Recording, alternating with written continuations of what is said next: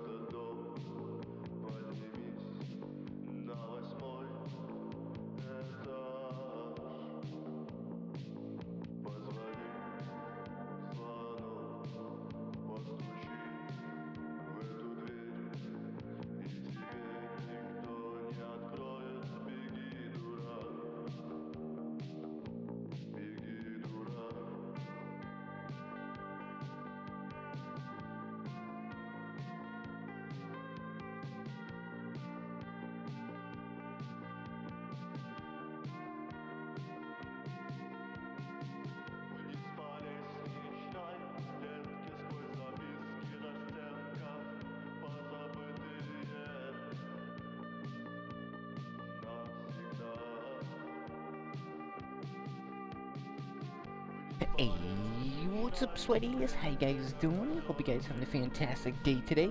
Welcome, welcome. Today's an event DGD. Oh snap! We be getting into event games throughout the stream.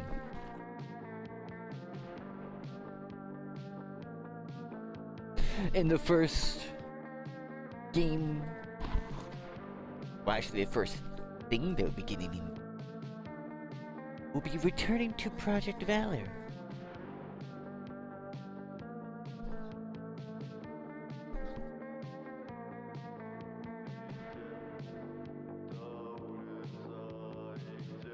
So we can return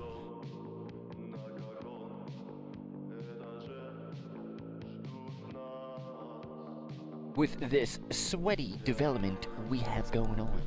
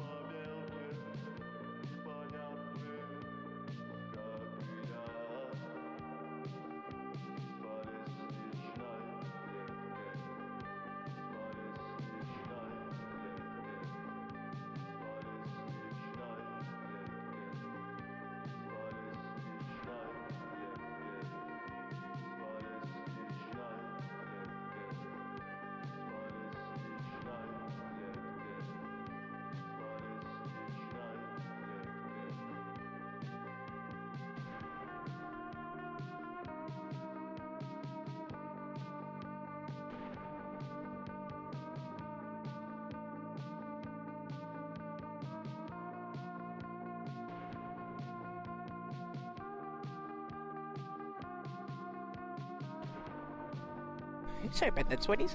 Been having a little technical difficulties today. I do apologize. But we're gonna be... well, we're just gonna be returning back into this Project Valor. Then we got, of course, later on the stream, Cyberpunk 2077. And we gotta get in. Because we got to return... well, to first with the Project Valor, because we got to continue the development and the research, which I've done a lot more. After that, we get some Rise of Storm 2, but we might actually get into some War Thunder. Just really depends. I mean, hey, we've just been doing some research and whatnot. Then that'll lead us into, of course, the event game for today. But shall we get in and shall we continue the awesome development, sweaties? Because this is something that's going pretty crazy right now.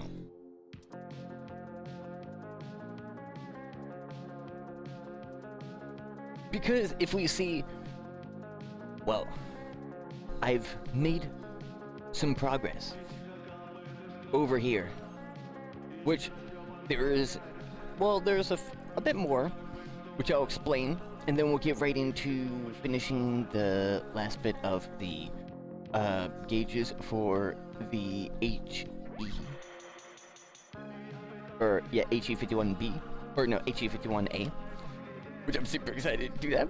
Yo, before we do that, shout out to the sweaties. Great to see you. Yo, we got Sweaty General Old John. Good to see you. We got our sweaty lurkers. We got our Vine Watchers. Welcome on in, guys. Hope you guys have a sweaty and fantastic day today. Now we go in and figure this crap out because we had a few things. But yo, sweaty day and a great day. And also, yo, I appreciate you. We have this right here. I went in, I did some big boy thinking. It's not fully done, nor is the other stuff done because this is, well, I went in, to each one of the factions, and I added the rest of the planes. Everything in Woodward 2. That, unless I missed one or two of the planes. That is for the planes that is in War Thunder, so those type of planes, because there is paratrooper planes. Those we would, like, there still is other vehicles and other stuff that we get. Research them and then add to the list. But, we have this, which is, boom, these are the 98% of the total planes we could add. I even went in and I added these over here. Because with the premium planes to the UK and whatnot. And then I was like, oh yeah, we got France and then we got Italy. I'll say why about that here in a second. But with the planes, you could see the list did grow a bit. And adding the premium vehicles in each one does kind of give us some leeway in some ways, which is a little bit interesting and I wasn't anticipating. Which one is it? Well, number one for the Soviets, they get a few more biplanes. Oh, right here. Yeah. For the Soviets, the light tier bomber is mostly the premium. Because it really is, this is like the light tier, unless we scoop some of these and push them over here. But we're already like, that's like in the 2.0.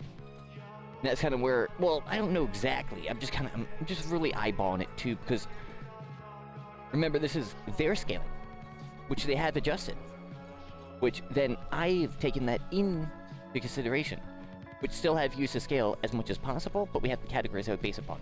So, like, this plane right here could be over here, but, which still might be, but it's like a two-wing thing, so like it varies, but the Soviets really only have that, but it's like, dang, they immediately get that type of plane. It's like, no, I don't want them to get that. It's too unique. Like that type of weird looking plane, but I don't know though. Because that's where I've had to think about it. But yeah, so that's the planes, which is a total of 400. Right? Yeah, the images I selected was, is like 400. Yeah. And then I added more of these. This was the French planes. They barely have planes. But we also see the list, and we see the bomber list without moving them. Also the jets, I went in for each one of them and added jets. Because I realized, I'm like, crap, we gotta add. So I went to the German faction, and I went to the very last World War II German flag, which thankfully they do that. It was very easy to be like, oh, which one? And there was actually a few. You do actually get some free Messerschmitts in this weird type of jet vehicle. And these are Messerschmitts. World War II Messerschmitt. So, I'm like, okay, we got 8.3 we can go to, technically. But the 8.3 will vary depending on the faction. So, like, for the UK, I think their 8.3 is more of a Cold War plane. So that's that. But we see the experimental list did grow exponentially for that, and we go to the US. The US has got their own jets, World War II jets. And these, well, the very fast planes and the jets, which we see like right here, which start becoming very Cold War-like. And for the bombers, same thing for the bombers. There's not that many jet bombers or that type of stuff. I'm basing it off of jets right now. We can still change the categories, and I'll explain why here in a second. Then we got the Soviet ones. Soviets have their own. All through here with this, which looks like a bomber, but it's not. And then you got all these type of jets. I added the MiG-15 just in case of because I think it's fine to like add one or two more things outside that war, depending. So like 19. So our equipment, this is for vehicles, equipment, anything. Equipment would be like pre-war, basically almost anything from pre-war that was used. No, everything that in pre-war that was used, because that's like free updates, right? So like, boom. But, all the way up to 19, maybe 50. But I think it's a little too far, so maybe 1948. Like anything that was developed just at like right after the end, we might include into the World War II section, depending. Like those planes, like these planes, we're not at. That's late game. That's late game. For like development. not like, well, it is late game, yeah, but it's late development. These are planes we're adding at the end type stuff, right? Especially these. Not like, oh, maybe a Messerschmitt in one of these. No, these. And the UK, well, maybe, maybe not. UK, we got these two. Also added their planes in here, so they do look a little bit more bulky. When I added the planes I didn't add, which they do, like, if we compare the UK to the Germans, they do look a little okay. Also, the Germans, I added their plane too. This one right here, the HE-112V5 and the AO. They're not the BF-109s. We could, as you can see, is a 1.7, but, and like a 1.3. This is 1.3, but it's a 1.3 BF-109, which is way stronger than this. This is this, but lower tier. Not only that, it's a BF-109, which is automatically a freaking good plane, because it's a BF-109. Because it's, it's a realistic type of value, so if you apply, like a PPSH, right? PPSH is never going to be as fast as a Thompson. Why? It's a PPSH. You know what I mean? So, but you're probably going to like it near as like you would as a Thompson. But it's a PPSH. So that's, that's kind of the balance that we have here. But we added that, and I'm like, oh, okay, so we could, why is that, that important? I'll show you here in a second. Then we get the US planes. Oh yeah, the UK planes, their jets over here, which are really cool. And then their jet bombers. Don't have too many of the, like, jet bombers type of stuff. Too much. But they, of course, got their big boy Lancasters and what. Now, with that, what is this? Well, images to pull from, I copy and pasted and started thinking planes on launch plus content follow-ups. Because it was very hard to figure, well, I was just copying and pasting. But I gotta remove them because I start forgetting which one did I actually, because I have a few, not just like I just see a few images, not just one or two, and not only that, but per faction. So then I get even more confused. Because I don't really know the planes, so it's like, MiG 1, 2, 3, 4, F1, FE, 2G, 3, 4, 5, 1, 2, version 1, F2, bomber, jet, striker, like, it's like, I have no clue. I'm just looking at the images. But, so I was like, okay, let me just copy and paste, get all the exact ones, copy and paste them over, and then start pulling them from that, because that is 98% of that, so that's like a really good group and grouping to start pulling from, so I did that, which is perfect timing. For this, which ones are, because I need to figure out the question, which ones are we adding on launch? Which, exactly. Yeah, we want a light, we wanted this, we wanted that, but which ones is it going to be? How is it going to look? I was talking about yesterday, like, maybe we don't try to focus on weird stuff at first because we're just going to have everything technically. No. After this type of discussion, I think, watch this. Zoom in. What players start with? When you get onto a plane, you will start with this plane.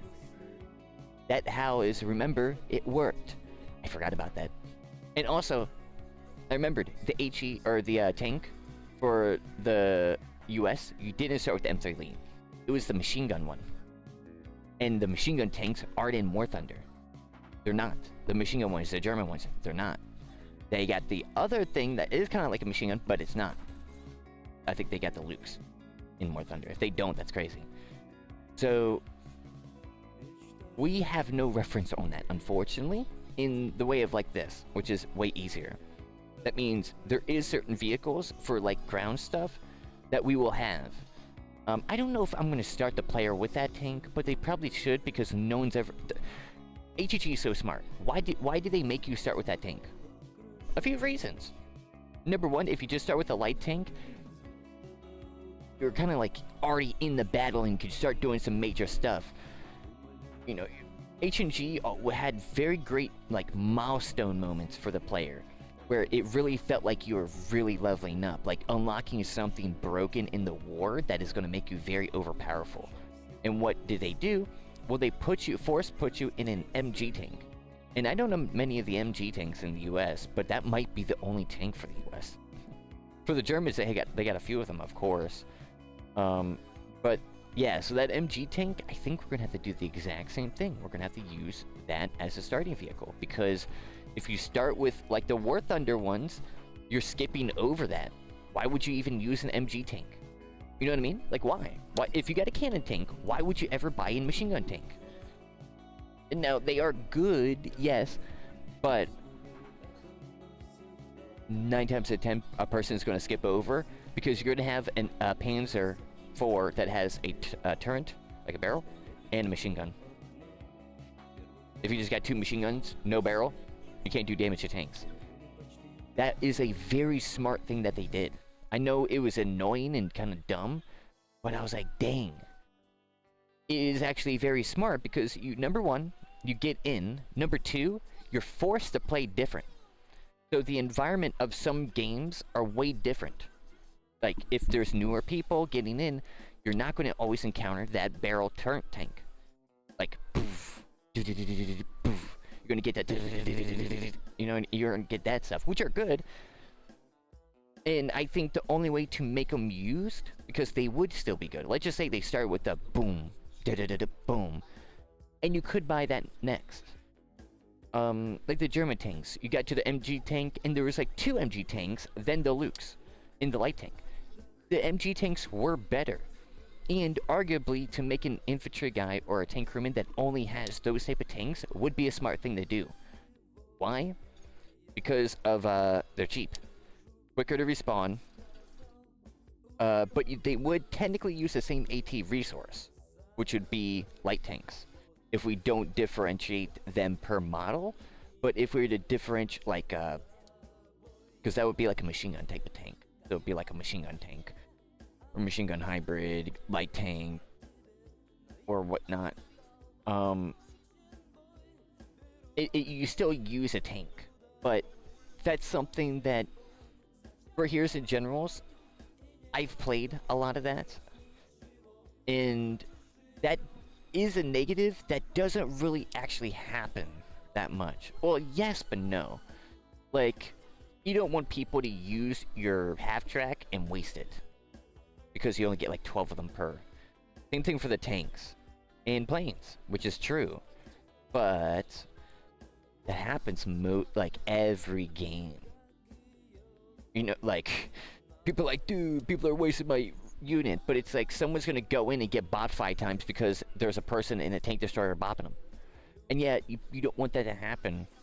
But it's not like, if we enable that thing, or if we disable that thing, it's going to disable it. It won't. It's still going to be there. Always going to be happening in different scenarios. That's going to cause that person to be, I guess, one-sided. But if you're driving your tank in an open field and a dude's in a tree line shooting your tank, maybe go drive through the tree line. If you spawn 15 more times, you know? Because with the light tank, MG tanks, they are going to be that tank, unless we differentiate them. But then, you're going to get way less RTS units in the war. Which, for H&G, I mean, yeah, that's a smart thing, but you would get way less. For example, you know, like queuing up on a paratrooper, you're not going to get much matches. Why? Because no one's sending them. No one had a lot. Or they had a lot, but they made them so dumb that no one started using them. Stop using them, right? So, that would happen with the MG tanks, and that's so not good, because guess what? That's the beginning tank they're going to get. And and they can't even queue in their first match, but light tanks, you know, like the high, so it'd be like, say, hybrid and light tank. But these guys, because no one wants to use hybrids. Because it's like a hybrid tank. You know, people want they want the Sturm Tiger, they want the Messerschmitt, they want that stuff, which is true. We want them to get that, and want them to want that. Because it will be expensive, and all the vehicles are going to stack up. It's going to be all expensive. People are probably going to criticize the game for that, just like they did for Heroes and Generals and War Thunder, where it takes forever to kind of get that. But it's going to be the MMO. It's like a RuneScape. It's like a World of Warcraft. It's not a Call of Duty level up progression or a Battlefield. It's more of an MMO progression, because it is an MMO thing where you're going to be participating in a war. Which, giving that variety and forcing a player to really choose, Like, you got one resource and you can only make 4 things. Which one are you making? That is cool. Then you have where I'm now this character, which is, it'll be extra nice if, just like in Heroes of Generals, where you're able to change your guy, because they'll just say, oh, maybe I don't want to be a tank crewman, actually I want to be a different guy, boom, now you're a different guy, right? That's why it's so crazy that they got rid of that. But anyways, that type of system, especially because that was like so cool, but having that type of system that allowed you to do that, and it cost credits too, which was like, like gold. There must have been bugs or something with it. But yeah, they should start with the MG. I think so too. So that's something that like we're gonna have to mimic, because funny enough, that is the best. That is the best way to do that, and we have to do it in the planes. I realized here when I was like, oh crap, yeah, that's right. We have to start with a biplane. Which one are we starting with for each one of the factions? And it made me think of the tanks and all that stuff. It's like, yeah, every single faction, but you can, like you could, buy a level 12. So like if someone really, like, has an infantry, has tons of credits, they can theoretically skip that tank. Because they can buy the infantryman with 100,000 credits or however much it is. Or level 12, that can immediately buy the light stuff. There's ways around that. And then I thought, because isn't that brilliant, like, just how brilliant that idea is. That they thought that through that much, where it's like, yeah, it's like they can go all around that. So like, if one path isn't good for the player, they can go here and still get to the position they need to. Like, in the realm of like, well, you're forced on an MG tank that is so bad, and you're going to get dominated.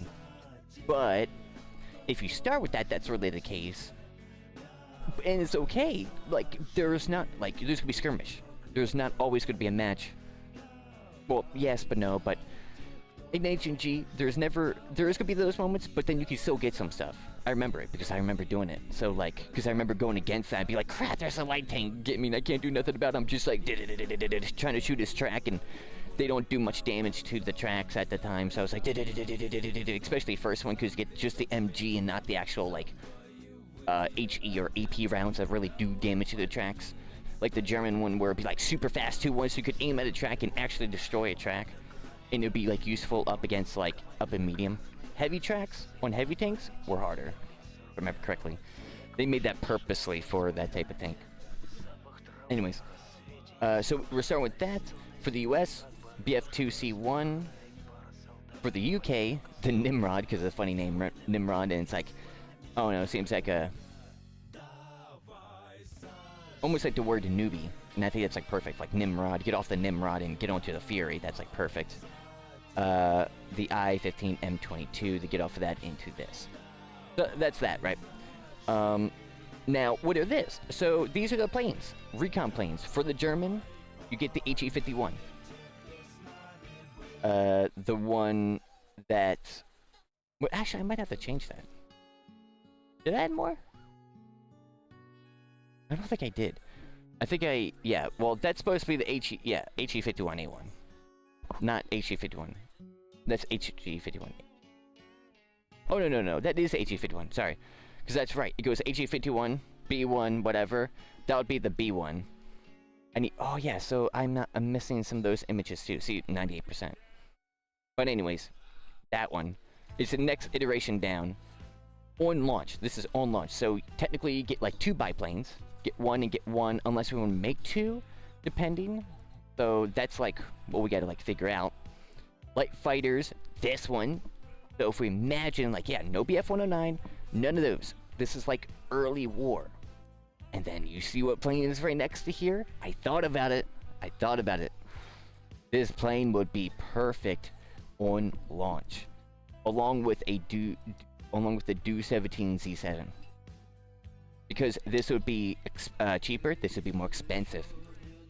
So it encourages the player to stay up on this a little bit longer, grind more, and get this, or immediately get this, wait, and then get this.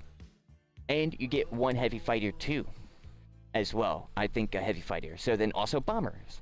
Bombers, since we got JU-87s, you get 1 JU-87, so you can do a little JU-87, or Because when you want to become a bomber, buy bomber thing, you have to go with here.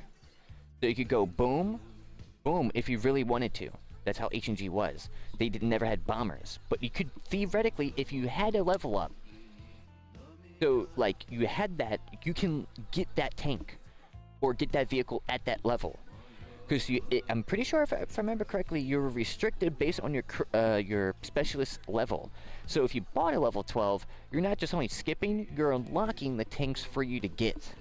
And most of the tanks and stuff you got at that level, which was like level 12. This would be the equivalent, like, you know, it's light tank or light bomber. So you would be allowed to do that if you wanted to, be like, all right, I'm boom, fighter guy, or boom, bomber guy, right? Because you will only be able to have like 4 vehicles to bring in. I think that would be the same. I thought about veteran membership too. Technically, H&G was pay to win.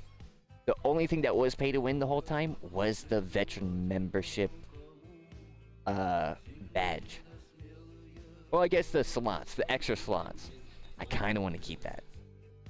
But, well, it was pay to win, but like if you really never grinded for a veteran membership, then it was. But it technically wasn't because you could grind for a veteran membership. So like, they really went very close to that. But again, if you want that open slot, you can get that open slot. It's not like you can only get that via gold. No, you could get it via credits. You just gotta get veteran membership, which is credits. So it wasn't pay to win, but getting really close to it. But for what we're gonna have, that's even veteran membership. It's gonna be even better. So I went the same system where you will unlock. So you can only have 3 vehicles to go in, or veteran membership, get 4, 2 badges, or boom, or whatever perks. I want the same. That type of system was very nice, and I want the same type of stuff too because that very varied the specialist. In having maybe a good few more of those like badges or whatnot, if possible, to increase the variety, like Hunt Showdown, where you have like all those weird things you can put on your guy. I want more of those. H&G legit was that. I want that type of system for your specialists. But I want to add more of those, so it's not, well, the ones that they had, which are really good, bronze, silver, bronze, or bronze, silver, gold. I want the same thing too, or copper, silver, gold, whatever you want to call it. Copper, silver, gold, of all those plus new ones. That I guess all the badges do have to be at launch too. Oof. That's gonna be a headache a little bit just trying to figure out all this stuff. That's all right. I guess I gotta start thinking. I lost my train of thought. I was just talking about that badges. Oh, yeah, because for like our veteran membership, I was thinking about that too. So like we already talked about it, where the low tier veteran memberships that are not in real time, that give you only 25% like boost, or extra war funds and credits and whatnot, compared to like the real time ones that give you 100% in real time. To encourage you to keep playing the game, and if you do, you're getting 100%. Like double, or you know, a good bit more, you know, like 1.5, 1.7 to double of the war funds that you get with the non-real-time ones, to really encourage that. And why is that important? Well, because those real-time ones or non-real-time ones are going to be cheap. So basically, that like veteran membership system, a lot of people are basically going to have veteran membership. But different tiers of it, which I guess we could show in the game in different ways as well. That wanted to show, like, if you have veteran membership, you'll be gold. Everybody will be gold.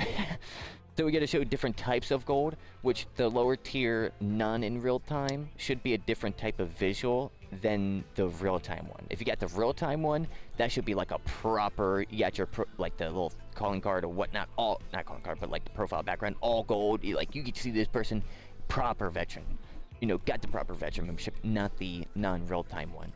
Because the non-real-time one will still give you that buff. It will. It will still give you extra slots.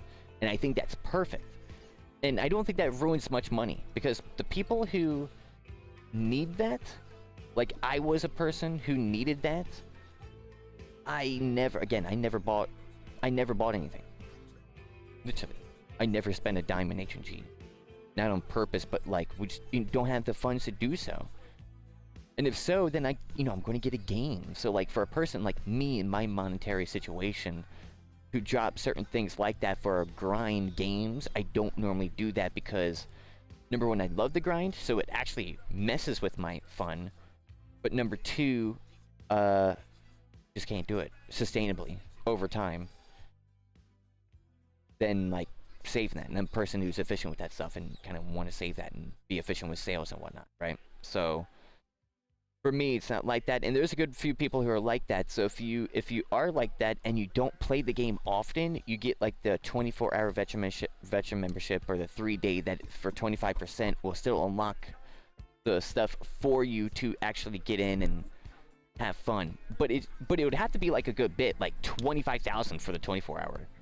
So like for credits, where it's like, yeah, it's still kind of expensive, but and because it's going to give you some boosts and some proper stuff. But if you never use it, that's okay because it's not real time. So you can get in 2 weeks from now, 2 months from now, have 18 hours left of in-game time. So like if you're in the menu, it's going to tick down. If you have the game open, it's going to start ticking down type thing. Well, the loadout. It would be the loadout screen. You get into the war, detects the veteran membership in that war, boom, war server, ding ding, okay, cool, ding. Alright, cool. Because of how that type of stuff is going to work. Or you could do a loot boxes for cheap patches, or something you can buy with gold, or credits or gold. It would probably be... I forget what Heroes of Generals. I think it was just basic. I don't think you actually bought it. I think you just unlocked it. It just might be an unlock system. I think that was best. It's funny because they had pay to grind, the ribbons. They had all the ribbons, so that was their way of getting around that was... Well, if you want the gold version, use gold. Or use credits to get through all the levels and get gold. So, yes, in that way, but not like, I guess, a modern day way. At least that's the idea so far. But I digress. So for the light bombers, I wanted that and at least a bomber type over here. One medium type. And then a heavy bomber, which an FW200C1, I was thinking, you know what, that would be pretty, like all these planes, imagine if you joined the game at the beginning and you had these type of planes. I think that would be really cool. So when I thought about that, I was like, yeah, that's pretty cool. Imagine seeing the FW189. Like that would give you like HG feels. Like, yeah, that's sick. Then I went over to the US, and it's like, okay, get your recon plane, get these 2 planes. Get this one, medium, the P-38E, the medium fighter, and then we have heavy fighters. Heavy fighter might be renamed to advanced fighters. Because we got maybe basic fighters, but then I don't know what to call them, like medium fighters, and then advanced fighters. Because I might move some of the small ones in this category, it really depends. But so far, then I'm like, okay, I guess I'll give them the A20G25 heavy fighter for that. So if they want a heavy fighter, they could get a heavy fighter, and they have equivalent of this. Got 3.3, this is 2.7, which is around the same. And then we got our light bombers, which this I didn't want to include because of naval stuff, but it's like there's not many of other planes. It's really not. For like this tier, it's all naval. That's how the US stuff is. Like all the low tier is all naval. So I'm like, okay, fine. We probably have to include some of them. If we do, we're including one of them and the B-18A bomber. Medium bomber, B-34, heavy bomber, B-25J-20 on launch. These are on launch. So if they get the 116 Type 5, you know, like you're not getting the actual BO-109s, Mustangs, you're getting the early versions. And I think that's perfect also for how I wanted the type of game to progress in a way that it's like early in the war. So you get early war technology. This helps us kind of do that and still release a good bit at the same time in us picking the weird looking stuff. I try to pick the weird looking ones in the stages as best as possible. Then we have this, so light fighters, medium fighters, PE3, and then PE3 BIS, which is a little bit different, which is I think okay to have. Might be a bad thing, but you'll see why I think this is okay to have. Light bombers, Soviets barely have anything good that is premium. for tier 1, but you got a biplane. I was like, okay, maybe it's a bomber type of biplane. It's probably cool to have as a light bomber, like the Soviets and whatnot. And this type of weird naval plane. Then we got the SB-2M103, and then the Yak-4 bomber. We got the UK then. UK, we got the Hurricane Mark IV and Sea Hurricane Mark 1B. Then we got the Barofighter and the Mosquito. Light bomber, we got that type of thing because UK had this too. Swordfish Mark 1 or the Beaufort Mark 5, 6, 7, Mark 8, the Wellington, and the Sunderland. I think that would be awesome for beginners. So, but the thing is, like, wait a second, we added all these at launch? All these factions? No. Because that's too much. Because we got to keep up with updates on everything. So, what are these? Well, this is first content update is represented within the blue. Second, purple. Third, like reddish. 4, greenish. 5th, cyan. And what is that? Well, in each one of these, I have it represented in content update. These content updates are like big content updates. At least that's what they would be. Or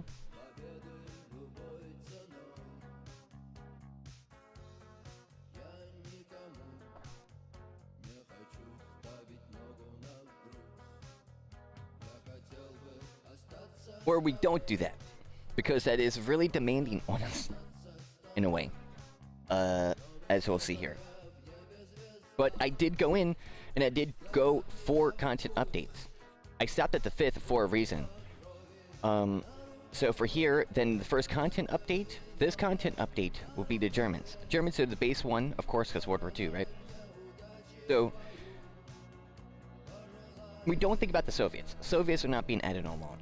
But I wanted to break them up into stages anyways, because that means what is going to be the first technical, it's going to allow us for me to balance each one, because that's, we have a good balance of planes here in the first tier. So if, let's just say, all of them did launch at start, each one, the beginning planes and early planes, and the ones that are selected for the factions, are going to be equal to these planes, but the factions variance, you know what I mean? Like, so if HE-111, you're getting the B-26, right?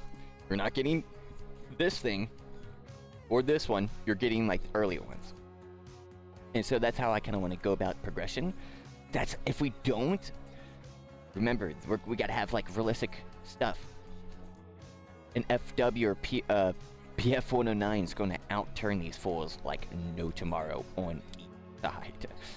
So we got to figure out, what do we do with that? Well, we got to add updates. So we got to, like, okay, maybe, and we get biplanes. We still have biplanes. So throughout the updates, we still add the biplanes, because when new players get in, now they have another choice of a biplane, which is still very important.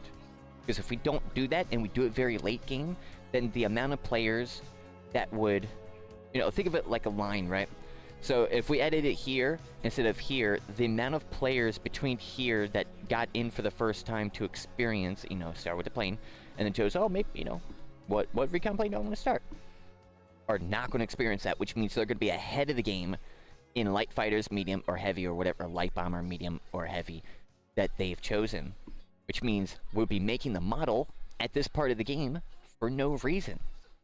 It would be less good because no one's using it. So we have to make the biplanes kind of early, so then people do use it. That's something I figured out as well. So the first content update, we got that. We got the BF-109A. Yes, they make this a little bit better than this one.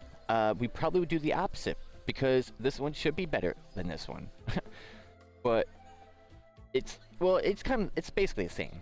But this one is more than it does adjust the values, and we'll adjust ours in how it will be. So technically this will be worse than this, in like some way. But if not, if it is really different and better, then who cares, because it's very little better, and then next update they get the BF-109, which is still going to have its own unique stuff, especially with what bombs and whatnot that it can carry. In the turn rates that we add to it, and RPMs that we adjust. Because we try to make it very realistic, and then modify it. So like, PPSH. It is very fast RPM. We're probably going to have to slow it down. Same thing with the MG42. We're probably going to have to slow it down a little bit. And damage, probably going to have to do a little bit less than we would want if we're going to balance it in that way and not make it one hits. Which we could. But we have to balance the whole game for that, and if we don't, that's a big problem. But then we, for here, so if we see the equivalent, medium, heavy, light, then we get like, oh, you know what would be nice? They probably would want another Ju-87 type, boom, and then they need another type of bomber, a medium one, and a heavy one, boom, boom. And I did that for each one, which then we start getting these planes for the US. For the UK, they get another one. They do, unfortunately, for the UK, they get some good stuff. They get a Spitfire, because they have, like, nothing else. So it's either we wait for the Spitfire for the next update, or we put in this update, because they already have the Sea Hurricane and the Hurricane. Which is okay if that's the case. Because that's how, like, the weird balance is. We sometimes have to wait to put a vehicle in, because other ones have already got vehicles. So that could be varied. Got the Bellfighter. Different one, better one, and Mosquito, better variants. We then, for a light bomber, get the Hampton. Medium bomber, get the Wellington with the large cargo that they can add. That's like the light, this is like large, from my understanding. Heavy bomber, Sunderland, and then Wellington Mark III. They would get that. For the Soviets, they would get their bomber. So for light bomber, they get a proper type of bomber type like this. But it's a really good one, or like better one than these. That's why I put it over here. Because if this bomber was there, it would be kind of offset in the balance-ish. Like, there will be, like, where, yes, a BF-109 will be better than some planes, so you have to play smart. But it can't be just outright different, because people are going to complain, number one. And number two, that's going to feel weird. Try to, play on the other faction and have that happen. It's like, that's unfortunate. You're playing as whatever opposing faction, you're a fighter guy, that means that you really love it, and you see that happen, you're going to get hurt by that. You are. When there's literally planes that you can add. It would be different if you can't. But we can. So that's why we got to take extra care. H&G, that they did. Like, always, too. Well, besides adding, like, that one gun at the end. They didn't, like, add guns universally. But they did with the pistols. They did with every other update when they did this stuff. They did. They knew how important that was. It was just the US and Germans, but when the Soviets came in, US, Germans, and Soviets got their stuff too. With vehicles and whatnot. I don't want to try to do the same thing. But we got this, we got the better version of this one. So if you want to kind of skip and go to this, you can. Which I think is good variants, because you can kind of see, like, good choices. What do you want to fly in? Do you want to just kind of get them all and just unlock them all? You can. Or do you want to choose for specific ones? And I think the first update or first few updates are important. And important if they're chunky. Or important that they're chunky. Because if we don't make them chunky, that's a problem. Because people are be wanting content. So that's why I'm adding a chunk of planes in each one. We get that, and that. So I did that, and then we got a second one. So if we go back up to the Germans, guess what they get for the second content update? So if we imagine second content update, that's like, or around this time, so I gotta really think about this more. I still haven't fully digested because I made this today, so I'm still kind of like got the fresh results in my head. But the BF-109, we enter into this, so like some of these planes or updates, this might be like, we might do like first content update 1.1, 1.2, 1.3, then second content update 1.1, 1.2, 1.3, 1.4, because maybe not in releasing all of them at once, we'll release one of these planes at once. So a content update is like 1.1, 1.2, 1.3 type stuff. Possibly. I would like to do it when it's grouped in these specific updates. The early ones, because we need chunky stuff early. Then we can start sprinkling, because, well, we're forced to, because there's less vehicles. Even, like, in the fourth content, we start running out a lot of these vehicles, and we start going into, like, the crazier stuff pretty quick on all the factions. Because it's World War II. So, that's going to happen. But we need the good stuff early on. And with the second update, I think that's going to be the update, second updates will be like 1.1. not the actual second update, content update, but like big stuff. Unless we actually do it that way, but BF-109B1, that's going to introduce that era of planes, which then are going to get, like, definitely you don't want this one or this one. Now you're starting to want this one. Then now you're getting the Do-17, the better version of this one. Then now you're getting the Canon Ju-87, and you get another medium. Actually, no, that's a copy. Oh wait, that's a copy. Realize that's not supposed to be here. Oh, guess we need another one. Well, that was an accident. Well, I need another bomber here, so get a bomber. And over here, then you get the P-36A. Then you get for the medium, you get a P-38G1. SBU-2, start getting some of those. B-25 and B-25J20. Down here, you get Gladiator, Battlefighter, Mosquito, Blindheim, that, and Sunderland. This is BB-1, so then you start getting those type of fighters. You get these type of more advanced, medium, and heavy guys. Then you start for the bombers in a pretty early. I think this should be pretty early on, and maybe this like weird plane, maybe even on launch, the DBLK. I want that to be the case. Like, I want it to be weird and unique. And I think that might be one of the planes too, so that's, of course, and all of them are very to change. Then we go to, so content update 3, that's when we're getting the BF-109C1. That's where we're getting, well, actually this one's the Canon one.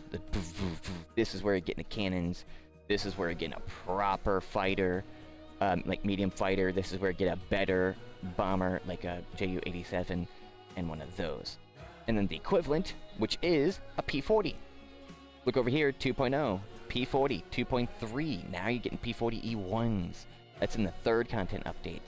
A-20G25, this naval bomber, and this bomber plane. We go to, which then if you go here, then you get the MiG, the first MiG, MiG-315, Yak-2, I-16, SB, and this, which I'm adding a few more to try to, because in some of these we got to like boost the Soviets or boost the categories up. So like in here for them, they had their fighters, like good fighters for a bit. We do purposely skip one, then we start adding, because we kind of have to, because all the other planes are very high up, like Spitfire Plus. So then we add the Spitfires. Then we add the even better versions of these, because that's how the UK is. It's just like Mosquito Mark II, Mark 33, Mark Badadadane, Hampton and Wellington. Legit C, it's like legit Mosquito, Whirlwill, all this stuff. And then all the medium fighters, because for the UK, all this stuff is gone for the early tier. Especially all this stuff. So this is Sterling, this is all late game. Like medium updates. That's the problem with the UK, and that's what we're going to have with the factions when we do it in that type of succession. Which we will have, depending on the faction. But then we got the fourth one, so then we get the SU, and then we have the HE-112AO, and then the BF-109E1. This one's got the cannons, plus the MG. So you're getting the cannons and MG fire on these type of planes. This is crazy. This is pretty similar to this, but the fourth content update, like, this is a complete different meta. This is a complete different meta. This is a complete different meta. This is a complete different meta. Because it will legitimately change up the skies, because we're adding a freaking BF-109 that's going to have cannons on it. Now, there is Interceptum, like medium and heavies, but this is a light fighter, and would be considered a light fighter, which means a light AT resource of fighters. They send an RTS. Can contain a BF-109E1. That's the thing here. And that's what's going to happen. And then, weirdly, with... we got to think about that, I guess, late game, but we can't really do much about that. We can only do so much. But, like, because with... If, like, in World War II, everybody's kind of, like, done in World War II. All equipment... Well, people will still have varied planes, because the planes will be good enough. Actually, I don't know. Now I'm thinking about that. That might be a problem. Like, can I use a BF-109 to destroy a P-47? Oh no. I just thought about that. That is a problem. So, yeah, that is actually a problem. Is it? Huh. So, everybody, late development, like, of Project Valor, like, everything's done. Everybody's leveled up. Thousands of players have leveled up. Everybody's using an F-89B is their light fighter AT resource. You spawn in with a BF-109 against this. Now that's kind of a problem I just thought of. Because that's what would happen. With late game equipment, like we're fine up to here, but this like these type of planes definitely would outballer you. Well, yeah, but no. I tried some of them. Yeah, but no. It's really that they're very maneuverable. So, just like biplanes, you could kind of like use biplanes up until like tier 5. But the thing is, when you're going to have a jet, and I don't know if any of these have heat seekers, I don't think they do. That would be a problem. But the jet's going to go in and strafe you with their cannons. What do we do about that? Oh no, I just thought about that. So yeah, so end game. Well, okay, I gotta note this down. Why is my background? Why did my text change? Weird.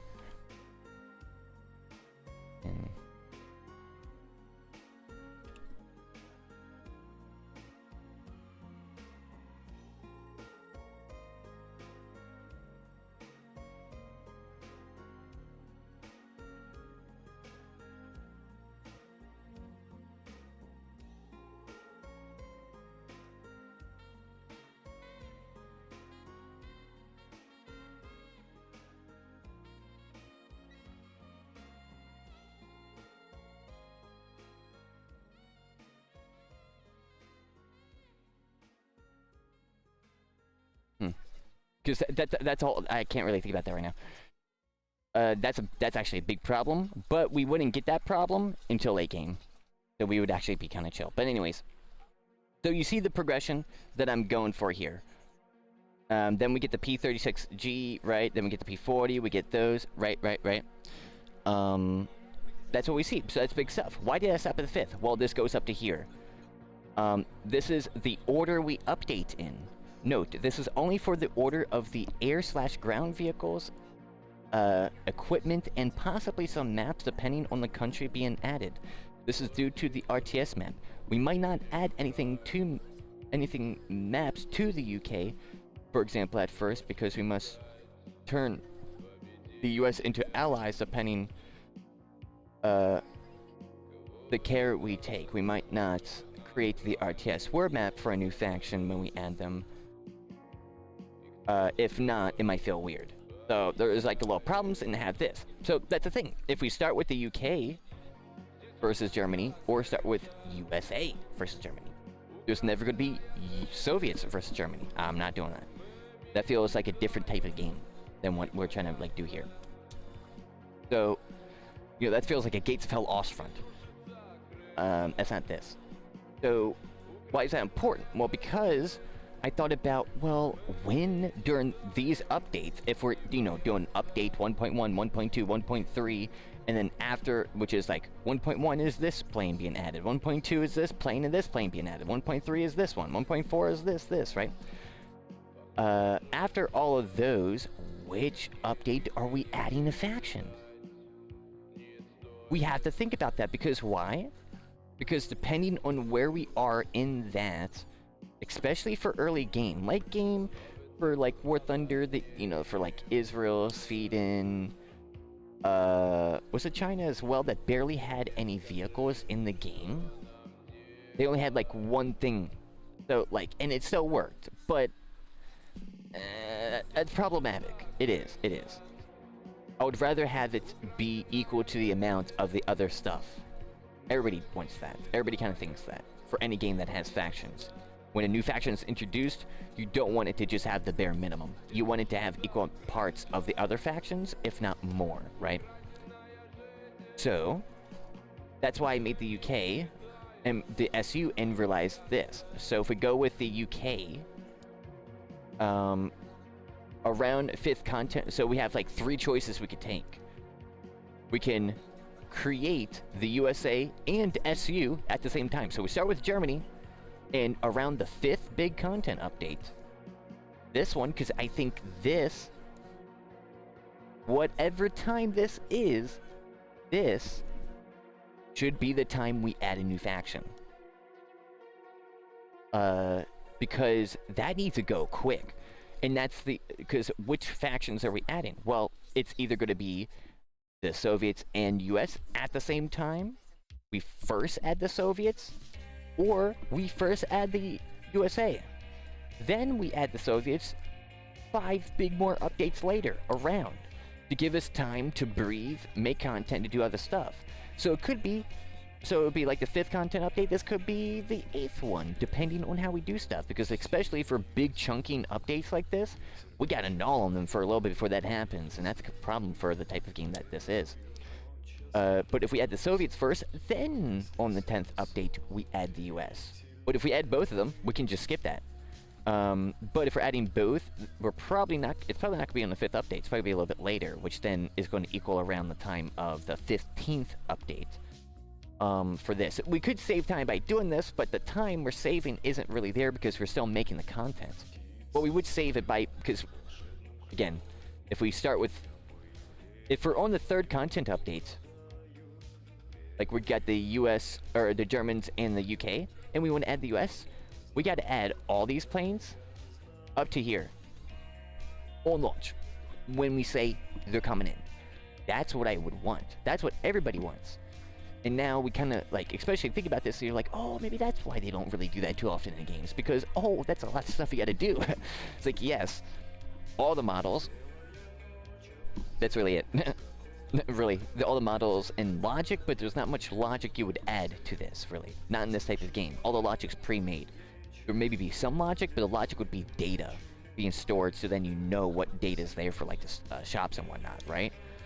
But besides that, it's mainly model, and then, you know, making the vehicles and stuff, and, like, putting them in, but, like, not, like, we're creating a whole new, like, flamethrower system, because, like, that stuff I want kind of already in. So we have, like, all that data there, and just, like, add it in later. Well, so we have to do that, which means if we, which one we add first,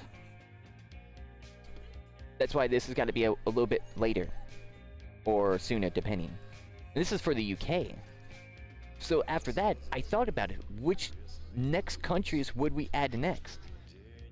Because either way, after this, we're adding the... If it's we start with UK, we're adding either the Soviets first, or the US, or both.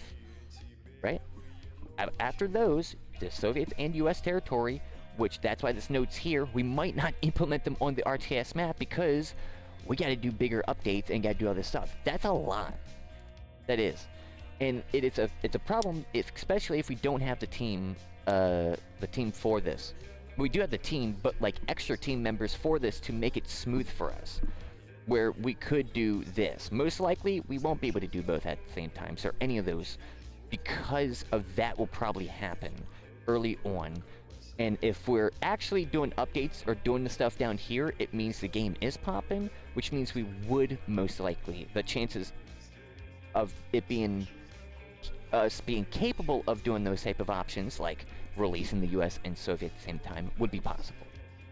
So keep that in mind as like time goes and updates goes, because if we are doing these updates like that, that means it's going. So we go here, boom. I was thinking France and Italy. I think those would be the next one. So it would be German, UK, Soviet, USA, France, and Italy. For the vehicles, for the equipment and stuff. And it's either we add them at the same time, or we add France first, then Italy. I don't want to add Italy first, then France. I think France first would be great. Reason, I'm a little biased towards that, but I've always wanted that to be the case in these freaking games. For H&G, I mean, dude, not just me, but there's been H&G members where it'd be like, dude, imagine if they added France, and they'd be like, well, maybe French resistance and stuff like that. So that is that, which could be French resistance as well. We don't know fully, because we would have to get through here to really understand what in the world are we doing, like our capabilities, because French resistance would be bonus stuff and not much different. That would be just like cosmetics, really, because we're like, you know, it's allies and you can choose French resistance, but they don't have much different equipment. You're using allied equipment. You know what I mean? So it's actually very easy. It would be easier to make them because it wouldn't be a straight up like, we got to create Italian equipment, because it would be the French equipment, French plus allied equipment, not just only French equipment.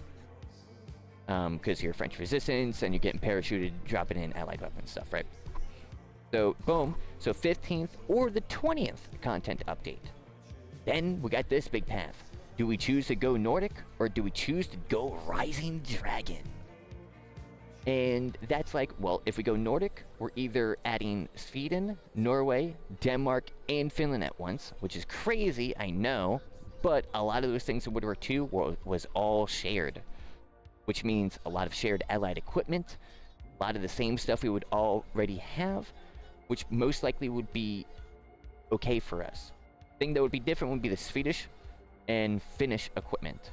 Norwegian and Denmark, they would have a lot of the same stuff as the other guys. So it's either do that, go over, or we first add Finland, because there's no way we wouldn't add Finland first, because Finland v Soviets. So we got Soviets. I think Finland is a lesser priority than France and Italy, especially if you think about the position on the war map. We're to introduce those areas, which France will already be there. That's why France needs to get there, because we're not going to have France on launch. We need France there because we're using the freaking RTS territory. So France, get France and Italy right next to there so they can push into that territory and go up, right? The Alpines. And so it'd be like add Finn, then around the 32nd big content update, since we won't need to do too much, so it'll give us a little bit of breathing time, Sweden, Norway, and Denmark. After that, we then add the Rising Dragon update, which is just these options, but over here. So over here is Rising Dragon. Do we add Japan and China at the same time on the 25th update? Or do we add Japan and around 32nd? 32nd update, we add China. Wouldn't be that much different of stuff, would be, but I think we'll be able to do that. Then it does this. It's just a loop of here, because after we do this, we then do the other option. And whatever, and there's the African countries, there's all the other miscellaneous type of countries, which, you know, we can have like India and whatnot, but I didn't go that far because I just didn't. Well, I didn't have time. And I think this is like good enough for me to think on and to adjust potentially before trying to implement that stuff, because I gotta like keep redrawing the crap, which is annoying to select. But so we do that, or that's the UK and Germany. So like the game starts, no US, no M1 Grand. The reason why I'm kind of more attracted to this option, you know why? Because I'm imagining, like, okay, like, because we start, we're gonna have the UK as a RTS map, I think. And if not, then that would be okay-ish, I guess. But I'm thinking that, and like lanes that go into France and into that area and into like Central Europe, right? So it'd be actually very smart to start with the UK. And the weapons, both would be very, like, because it'd be early war type of weapons, bolt actions. Car 78s or 87s, or, you know, the lower Car 98Ks and whatnot, those in the land field. So it'd be like that, plus the Stens would have the Stens, so you get to actually experience British equipment a little bit more. And that's why if we start with the UK, well, no matter if we start with the UK or not, we're getting enough content, like another faction quick, quote unquote quick, right? And that's where it's like, well, if we start with the UK, it actually, I don't think would be as bad because we would most likely get the U.S. It'd either be we add both the U.S. and Soviets, or we add the U.S. then the Soviets after. For that, if we do U.S., it's the same thing, but our choices in the beginning is, because we got the U.S. already, do we add the Soviets, or do we add UK? Or UK and Soviets and UK? Or do we add UK and then Soviets? Which, if we were to add US, it most likely kind of would be probably UK then Soviets, but that would be kind of weird for the... Like, that's why it's like, well, we would add stuff to the RTS map, but wouldn't, because if we're not starting with the UK, we're either not including the actual UK, and it's just France, Belgium, Netherlands, Germany, Austria, probably top part of Italy, and probably Poland, and maybe Denmark as the areas that you can capture. If that's the case. If not, I kind of want to include UK over, because that would be cool for that. It would feel a little bit more H&G like. Right? So go over, then it goes to France. Same thing. Legit copy paste. So it'd be like just a change of order from the top. Then same thing. We go France or Italy, Nordic or Rising Dragon. And then whatever after. Because there's no way we're adding any other country before this. I know there's British Raj. I know there's all the other countries. But we're talking about equipment that's easily available for us to get referenced.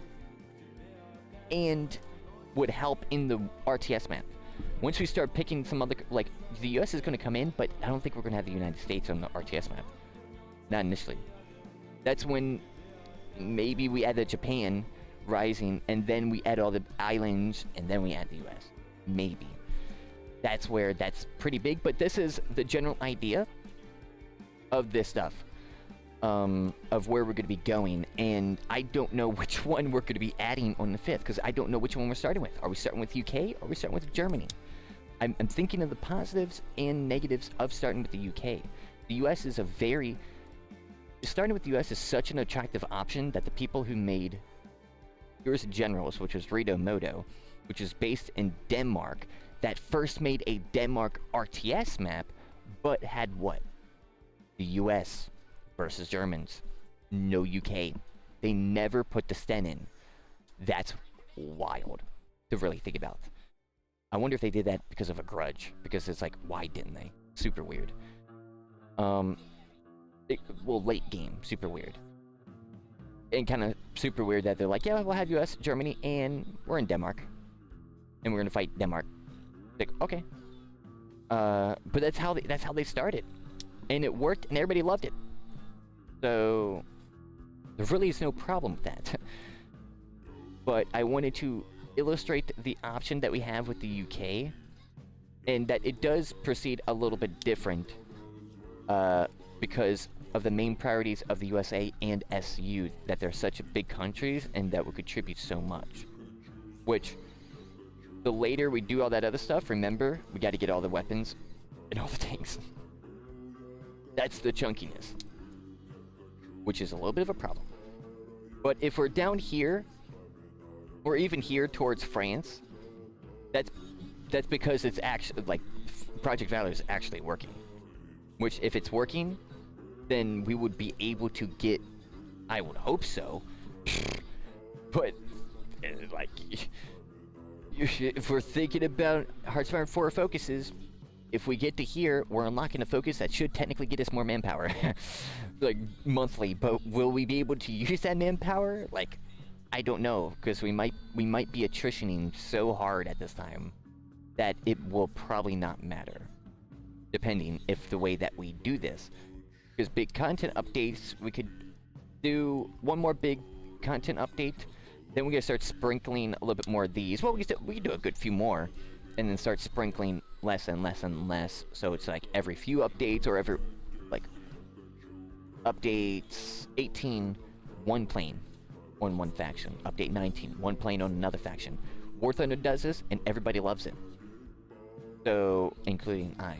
Even though that's not the best way to go about it, but they are at a point of how they are, and you can't really do anything else besides that without overbearing stressing yourself, especially if you understand the quality that they achieve, right? And we're trying to achieve even more quality, which is the maps and how all that stuff is, and all the ground equipment and all that stuff and everything else. So we got a little bit more on our plate. But you see and understand this? This is very important, because now we 100% know which ones we're going to be using. Not only that, but in the next updates, and how that will, like, I don't fully know, because this is fresh information. Do we start really, do we need to start making some of those freaking, like, other, well, tier 2, tier 3, tier 2, tier 3 stage, type of gauges and interior equipment, because we're going to need to, due to have how big of the drops are going to be. I don't know. I would like for, well, we need to think about this. So, all sweaty devs, all hands, all brains on deck. All brains thinking. Because we need to think about this and, like, oh, like, is there anything that really sticks out to us that doesn't feel good?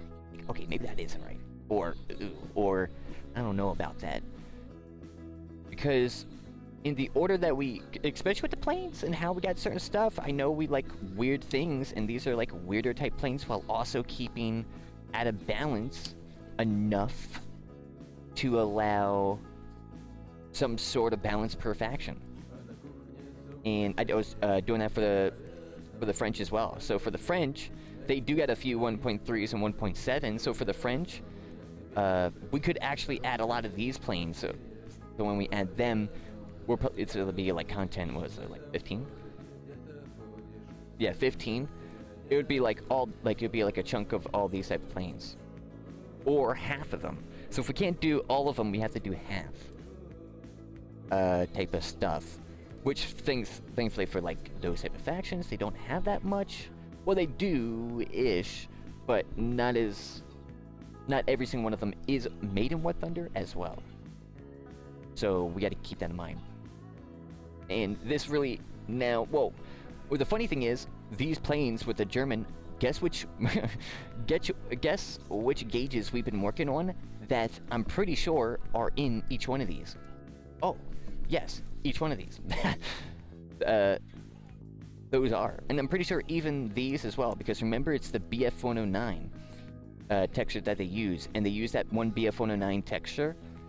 They use a few of them, but they use a lot of the gauges in that one, plus another one, plus the single ones in the other planes, and like the medium, you know, the wide wings and the bombers. Which means I'm making, which with now that we know, and which probably extends to these planes as well, all of them basically at once, because of the dial or the gauges and how they're going to be in the inner like buttons and switches and like plaques and all that stuff, right? All of them. Which then, that's why it's like, okay, could we actually drop them multi in one update when we can really have these interiors really be built very well? A BF-109 interior looks like a BF-109 interior in another BF-109. Same thing for other planes. Not every plane. So we can utilize that to help speed, sculpt, texture, and implement these planes. So we also got to think there's got to be textures for camos for these planes as well. I would like kind of universal camos, like a camo that's like camos that are in every vehicle, but I would like unique camos as well. And unique camos would be like the actual real camos that they were painted, or like extra special ones that they were painted, or just a make-believe that just looks super cool. Like, it's got to say Woodward too. Nothing, unless it looks super good, but I don't even want, like, anything pink. Like, no. We don't want no Fortnite pink colors. Like, that, like, we need muddy Woodward 2 colors. Those, in whatever way, in iconography and all that type of stuff, would work.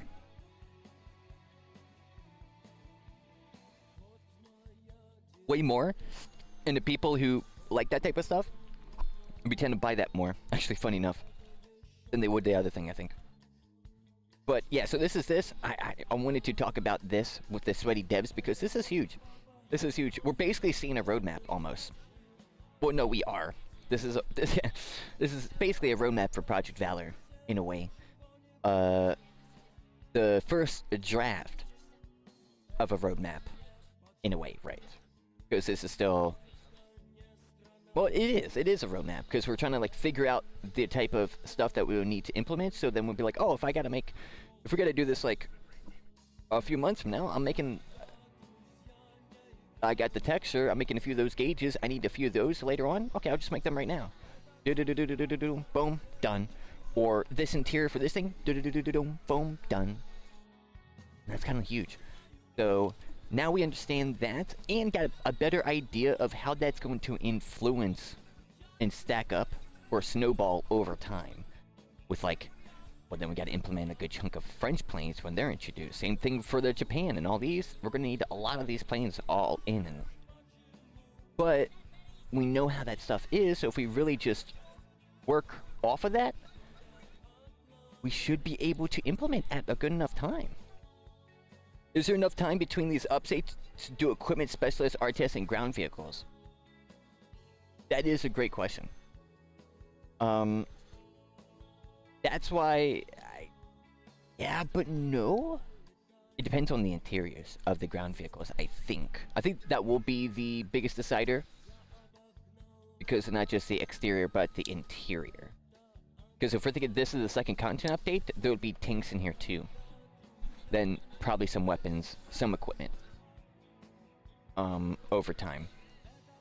And with those, that's where it's like, I was talking about earlier, maybe you would have to do like content update 1.1, 1.2, 1.3, where a few of these planes are in, then maybe some tanks, and a few of these planes are in, and maybe some more tanks and some weapons.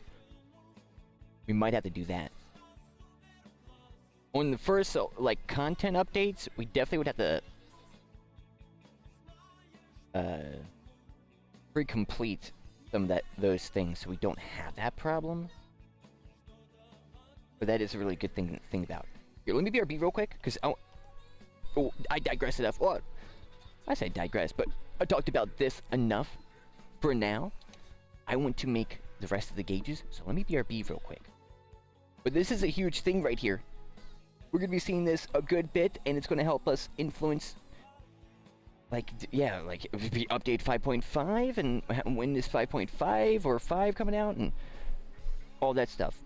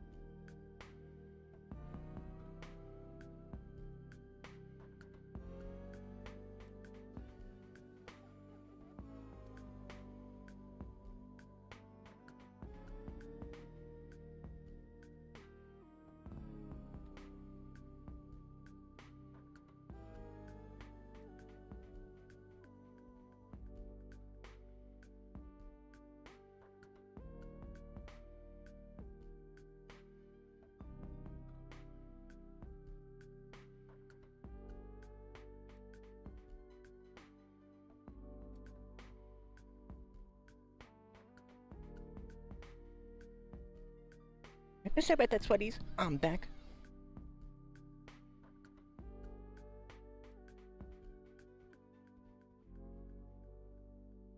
I want to hear it.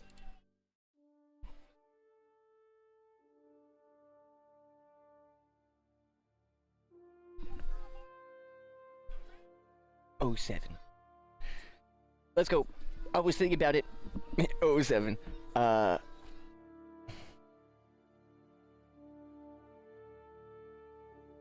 You gotta prepare for the worst case. The Soviets might break the front line in Finland, but we must hold. And I think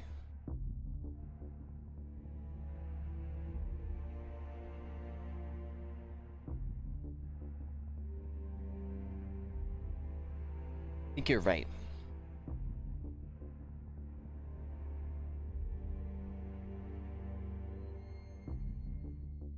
Which now, I guess tomorrow. Well, it's gonna be interesting for the I guess just names, because there's not really images and VR stuff for it. But I mean, that just means I got to start figuring out the tanks and which tanks that we're gonna have in each one of these type of content updates. Because I guess if we add a new faction, maybe this is how we go based off upon it. So if we add like the UK later on, or the US, let's say UK, right? Start with US, then we add the UK, then maybe they just start with the beginning stuff like this. Oh, like the beginning top stuff up here. Or maybe like this, depending how long it is in the game. And then we do updates after that. That's like sprinkled through the actual like updates. Like, you know, like that would be the like that factions or countries update level in the game's overall version. You know, is like different. You know, it's like all combined together. But yeah, so because I was like thinking like, yeah, vehicle, like how many vehicles would be here? How many vehicles could be here? Weapons, and then I want to do that. I want to place the weapons throughout. And I bet it's going to be a good bit too. We will have some tricky. So then we have to push the content. Well, these updates, the content updates could be, if we do them actually in chunks and not separate them, would be, it might take us like a good chunk, like months, right? Months for each one. Which for, if it's months for each one, then it's gonna be a while before it gets to Finland. Or, you know, whatever, right? Which is a good thing for live service games, you know, have content over time, but I think that's a problem. You know, like, that definitely could be an issue. So, I don't know. I mean, well, yeah, for the beginning ones it will be. But I get to see the vehicles throughout the next one, like the next update, and see just how much that is stacked. You can already kind of imagine it, which is gonna be like, yeah, probably 3 vehicles of some kind of a specific type, and then we have like experimental. Then we, you know, add that later on, yeah, or like tank destroyer and whatnot. Variants of that,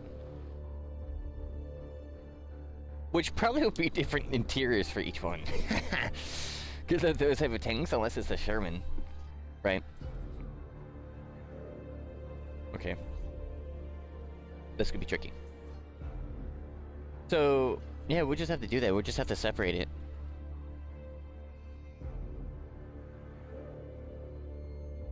But like, I think each country should have their own version of this, where if we do have to do it piece by piece, then once we like, okay, with this third content update, we got 3 of them done so far. We'll release the first one here with this weapon or whatever for another faction, which would be like a little bit of stuff done at that time. And then we continue to do that, so we're not actually releasing the whole stuff, because that's true. Oh, because I want to add different specialists over time as well. I want all the base specialists on launch, and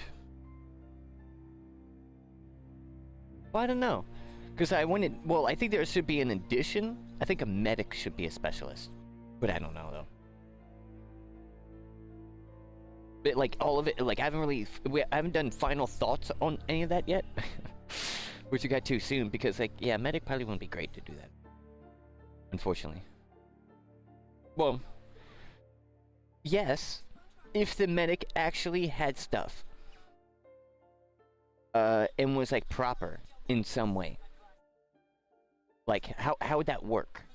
Like it's got to be big bonuses. Like can you build medical supply stations? Can you I remember thinking of something like, well, it was for an officer. Like you could actually have an officer in, and that officer, because I remember thinking of oh, here it goes. Watch out. Oh, no. I remember thinking of Star Wars Battlefront 2 officer system, where if you're nearby, it gives like XP or boosts to the players depending which card that you have. And I wanted that for the officer. I remember this idea like it's yesterday. Because you know why? Because I was like, dude, the badge system would be sick because you could have different type of buffs, just like Star Wars Battlefront 2 that like came out like around that time, 2018. That like I started playing. So I'm like, oh, dude, this would be perfect for like an officer one. Which, if you want officer type abilities and that type of thing, that would be an awesome one. That would work. Medic would be another one, but medic would need probably like, instead of like certain boosts like an officer, the medic has an AoE type of thing, or medic vehicles, which then have AoE capabilities. But it's got to be really OP basically, because again, you got to supply it in the RTS. The skirmish, you can always bring them out. So in skirmish, medics will be way more common than in the RTS, unless someone has a medic guy and is actually sending it through the stuff. And if there isn't, you're not getting those buffs, and I bet you that one would probably be the least used. If it's not OP. Especially if it's not OP. Then there was a spy. That was like one of the first ideas too. Was that as well, which is pretty cool. But let's. Where is it?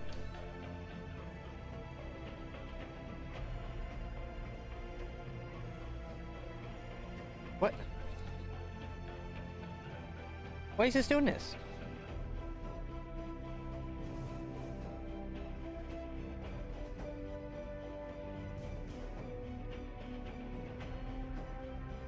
What? Is it hidden somewhere? No, it's like outside of my thing. What?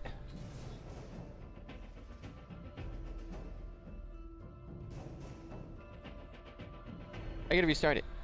Of course.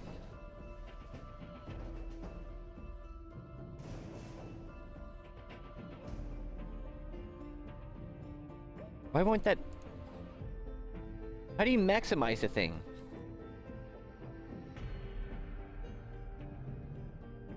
It's not doing it.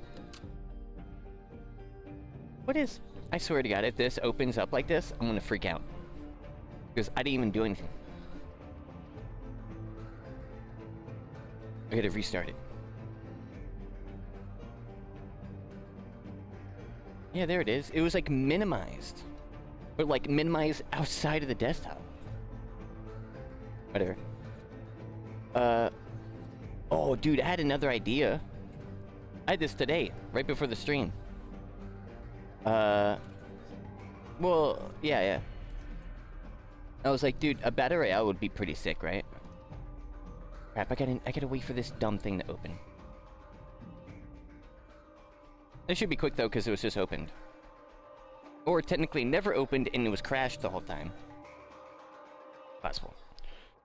But imagine an extraction in game mode for Project Valor. Like, it's a modern and advanced take. We're not making H&G. We're making improved. So it's got to have something like that, I think. But I know you're like, hold up, Ekaj, we're getting scary now. I know, but think about this. What if, because you're not extracting with weapons. That's a problem. We're in a situation, unless we have some like separate inventory system. But I'm not thinking about that. I'm thinking we can think about ideas like that, but I haven't yet. I've been thinking about still keeping in the same framework and everything. Meaning, you load into a match with an infantryman, or with a specialist, and you get into that match and you fight. That's what you do. Not load out. Well, you do load out, but not like a traditional extraction shooter. So that's a problem, because then what's the appeal? Well, that's a great question too. Because the appeal, I think, I thought of a good idea. I'm like, hey, what if? Because in World War II, you know what reminded me of it? You know how I got the idea? Why can't it go down? There we go. It would only keep me like, it was only going laterally. In World War II, there was bank heists and stuff like that. And there's movies been made of it too. And I'm thinking, oh, what if, think of this, right? Stay with me. This is crazy. So, bank heists, that type of stuff. They got gold, they got money, cool. Okay, perfect. So, how does this work then? Exactly how you would with a regular war match. It might even be a war thing only, or not a war thing only. Or, like, it can't be in a war. It's gonna be a skirmish mode type. Like, it's an extra bonus mode. That's what either this would be, or it's actually gonna be in a war, and you can actually initiate it, which would be funny. Especially if we do have an actual economy system, then that would be extra funny. But anyways, you level up, and you unlock, I think, a paratrooper.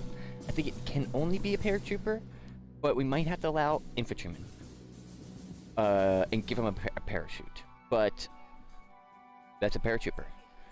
And so I was thinking, crazy, like, paratrooper of, like, you get a paratrooper, load out, do exactly what you want. Like, load him out like you're just getting into a war match. You click on, what's it called? Let me get the name. Where is it? Let me get the name over here. Also, because it's a new tab. In Project Valor, you got game idea, and I got general ideas. It's called Heist game mode. Or I guess it's called Heist. This is the description. Players are flown into a game mode with paratroopers only. The main objective is heisting different spots to collect credits, war funds, and maybe even gold. Like 1 or 2 pieces. From stores, banks, and vaults from different locations on your map. But be careful though. Because there is 14 other players in the match with you that have the same objective in the same areas. Can you make it out to, or can you make it to the exfil locations with the credits, war funds, or gold bars? Now, what does that mean? I got the meta information too, which is this is an extraction shooter where you don't exfil with weapons, you exfil with credits, war funds, or gold. And maybe even some unique weapons, like skins for weapon, or unique weapon skins. So, like, you can only get in that game mode. Or you can get some, like, super rare, super rare, like you just pulled a knife from CSGO rare. It actually is a skin, like a random skin. Like, we do some crazy stuff like that to really encourage people to run that game over and over and over, even if they played it 40,000 times. Because that's something would do that. Like, imagine if you played CSGO and you actually could randomly get a knife in a match. You can get cases. You can never get a knife, I don't think. But, like, in the match. I mean, like, you play in the match and it spawns there. And only one person can take it out type thing. So, like, that's why I think gold. Not a lot of gold, but like, imagine if you played a match and also equal amount of rarity, like super, super rare, because you're gonna be heisting in like gold vaults and whatnot, that, or like vaults, sometimes a gold bar, which might be equivalent of like 1 gold. Or 10. You know, a very little amount. So like 1 cent. If we equal, like 1 cent equals 1 gold equals 1 cent, you can go in there and get it. Like very, very rare for the gold, keep in mind. And even more rare for the weapon skins. So would it be just 2 pieces of gold? That would be hundreds, because it would be a few dollars worth for that skin, or even super, super rare depending, right? But, and this is based off of, you know, the heist, and you can only have a paratrooper. So you do that, because I'm thinking you legit go to like vaults and stuff, and you heist, and that was like stores, and like, so the stores would be the credits, to get a few credits, so if you die, you can then get the credits, but there's somehow a max limit system in some kind, which, or maybe not, I don't know, it could get a little too OP with credits, you know what I mean? But like, for a good war match, and you, with like a level 12 person, you got like 12,000 to 20. If you have veteran, like non-veteran membership, 20 to 15,000. With veteran membership, 15 to 22,000 you would get. That's how good veteran membership was in the game. That's why I always had it. With the stuff going in, you like, technically, if you get like from a store, there's hundreds. 1, 2, 3, 4, 5. Other people can have 5. You know, like if we scatter amount, technically, of a War Thunder match, or not War Thunder, sorry, with a war match, like, or a veteran, like 20,000 credits are on a match every game. Someone could get a full technical match worth, and that is still a lot that you're getting. And you can run that multiple times, and theoretically could get that quicker. But not. You know what I mean? Because if you kill, you can. But if you don't, you'll lose. Like extraction shooter. To extract with actually that and war funds. So you find war funds and gold, or that type of stuff. Because I don't want anything else really, because there really can't be. Besides like skins, if we keep it in the same framework. What do you think about that idea? Feel like maybe like Hunt Showdown type of style? Yes. In a way, because isn't that funny with the badges? With like how that stuff works? Like it would kind of be, yeah. Because then you can put in your unique badges, your stuff, and you can run in. You just don't lose your character. That's something that isn't. But maybe you do. But I mean, that's crazy. That's a crazy idea. Sounds really cool though. But I don't know if that's good enough. Like, the level up system for a paratrooper, if that's gonna be the case, you're gonna have to be a person with like a good bit of credits. But maybe though.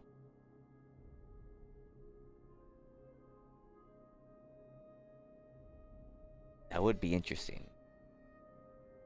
Could earn a lot of credits. And it was, so it's 15 players in a match. I want 40v40 in our war matches. But I don't want, which 15 players, because I don't know a good scale, but like, I want them kind of scattered. But the main vault areas are like the vault, you know what I mean? So like a basic extraction shooter, you got your main, well, more so Delta Force. You got the prime spots and none. In Marathon, they're all just generic. Generic. Some kind of equipment and stuff, yes. Like, you can only get, like, medical stuff and medical. But not, like, this is where the legendary loot spawns. And that would be the gold. The war funds and the heavy amounts of, like, probably wherever those locations are, 5,000 credits in that area.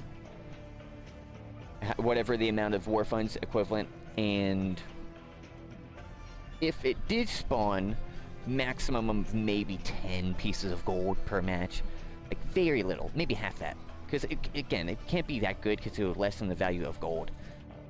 But it's like, get a paratrooper and you can grind it. But it's like, if you did lose your character though, it would make the gold more valuable. And everything in that, but more scary. And everybody would kind of die unless you do extract and play it safe.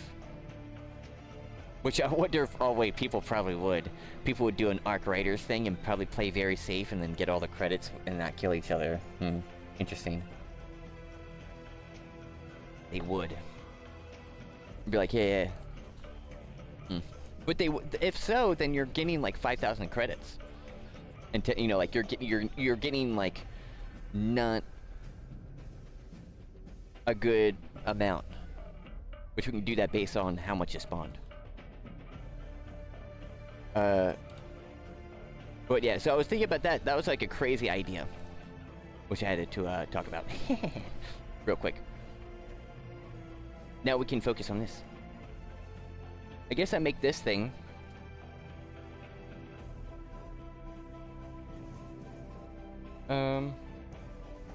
Did I already do that?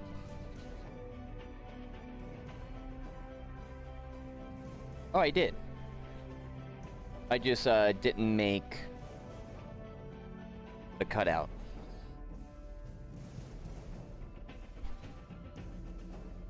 Right, so I just need both. And I didn't make that one either?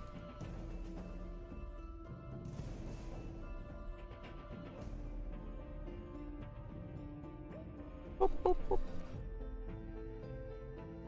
What? Oh no, it said du hast mich. That's what it looks like. Du hast mich. Du hast mich gefällt. Boop, boop, boop. But do you think that would be cool? Because I think that would be kind of cool. Because I was thinking like maybe you actually have bags, and like because I was thinking kind of Payday, where you can only extract with like gold, and so you got to like somehow carry the bags and have a bag limit. But then that changes like paratroopers in a way that if they're in a war match, because I was thinking that's a heist game mode, so you can always have that. That's why I kind of wanted to not be a war mode, because I was thinking, well, maybe you can get a paratrooper, but most likely you would. You get a paratrooper, you get an RTS unit, you can then click on a match and click sabotage. It would be a thing that pops up. Do you want to move them in, or do you want to sabotage? And then you will use your RTS unit to then use one of the guys in there to then sabotage. We've got like 20 paratroopers in one of them, 19 after that. 18, 17. So actually, it would be kind of like Gun Showdown, especially if we don't actually lose that. It would, but it'd be for the RTS if we do put in RTS. Ooh. Dang, we're coming up with revolutionary ideas that no one's seen before. That's because we're goddamn sweaty over here. We're people we're gamers. Number one, we play games. Number two, we drink so much jam that we run out of space. Number three, we make mead. Number four, we eat pizza.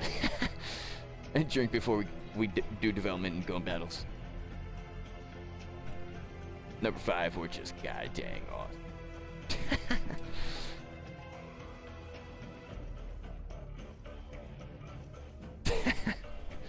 Number five, we're the best. Thankfully, dude, remember Sweaty Devs? Look what I did. I backed up. Imagine making this thing for the third time. I would be so upset. But guess what? Copy paste. Back up. And now I can easily get a nice one of these to easily modify. Yoink. And that's because I backed the bad boy up. Very important. And I kept it in this state so then if I wanted to, I could modify it very easily. So if this had different modifications, I could easily then modify it. Like if it had like a thing on one top or a thing on the side with this type of shape and this type of screws type of design, I would be able to do it. Very important for stuff like that. That's why I started doing that. I forget which model it was, but it was some model that I had to like make it a few times, and I made it from scratch a few times, and I'm like, never again. Because it took a hot minute. For, like, scratch, like, get one circle, boom, extrude, do all that stuff. But you don't really think about that, but when you do it like this, dude, it, like, saves you so much time, like, you really feel it. You're like, god dang. So it's like, never again.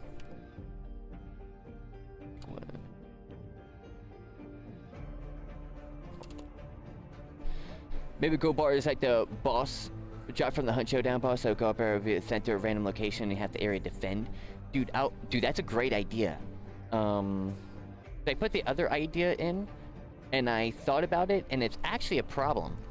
The plane sabotage mode, where you attack the trains, that actually is kind of tricky to do RTS-wise, like logic-based.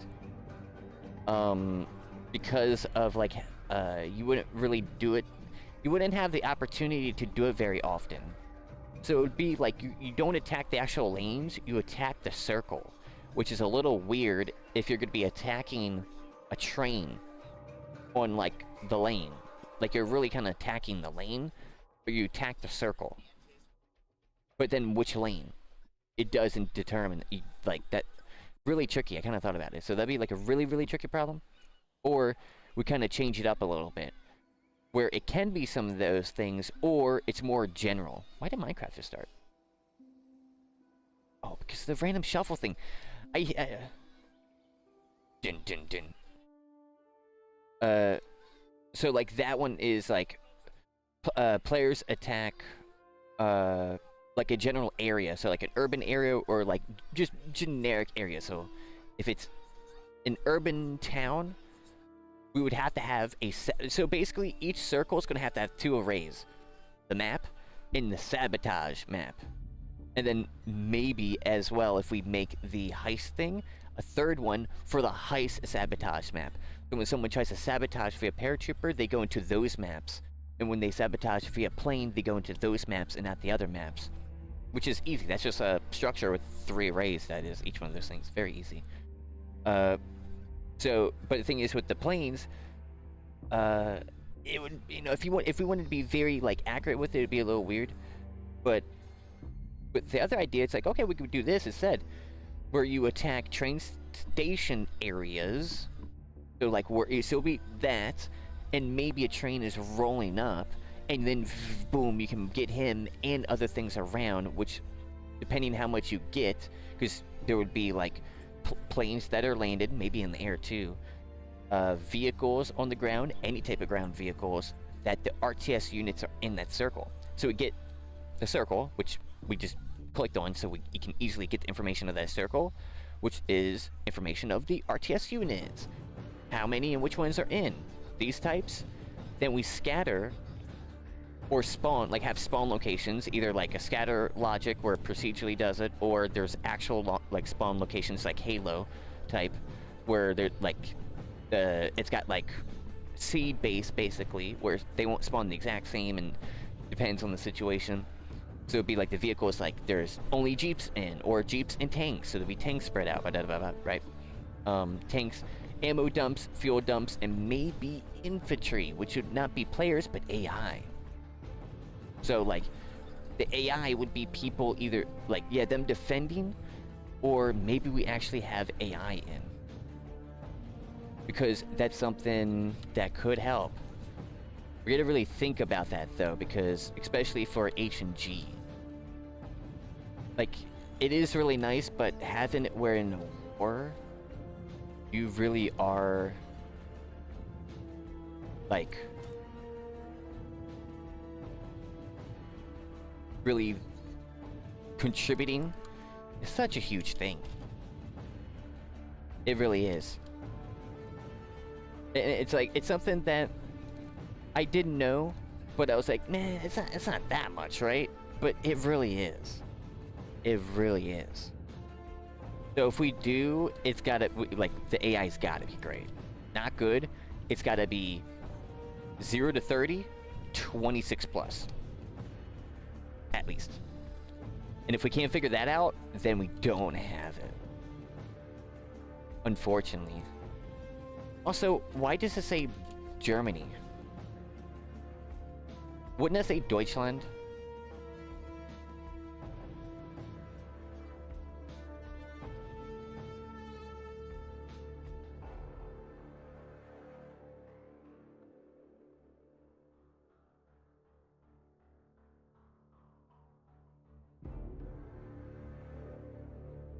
It just showed me the planes that they did the electricity.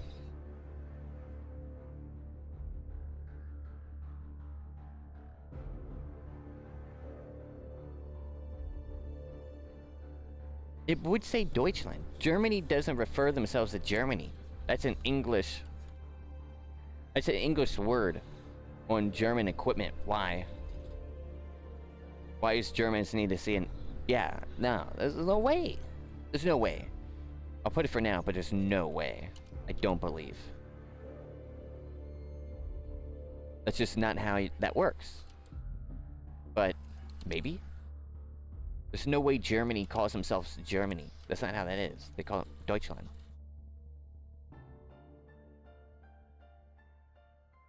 And das Vaterland.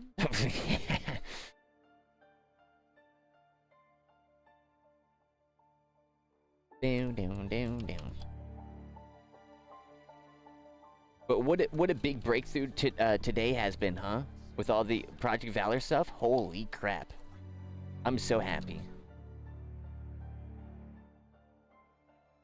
Very important stuff. Every little bit of it. For us to know, to think about, because then we can set up like dominoes, and then they all knock down. I really love dominoes.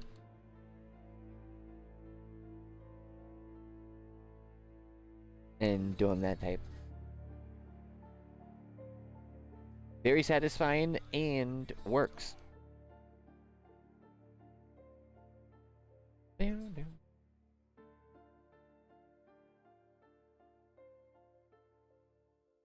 Okay, so that would be a bolt. But I would like, especially for Project Valor...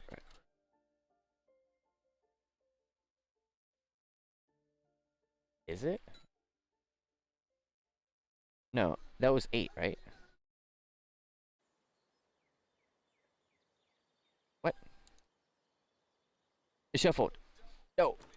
Uh-oh. Actually, what's that? What is this? Delete the bolt.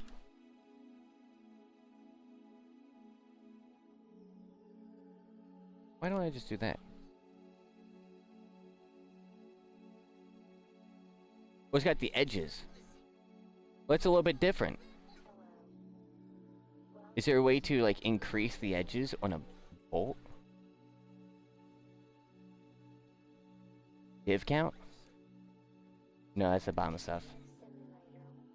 No, I just gotta create it on a cylinder. Okay. Right? Yeah. So.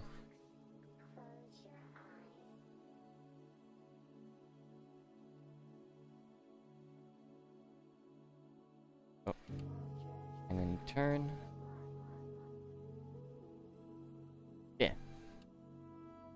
I'll just have to make that. That's fine. But is that even realistic? Why is that 8? Are bolts 8-sided? Or is that a nut? Is that a nut? 6. That's 6. They had 2 more. Is it supposed to be a nut?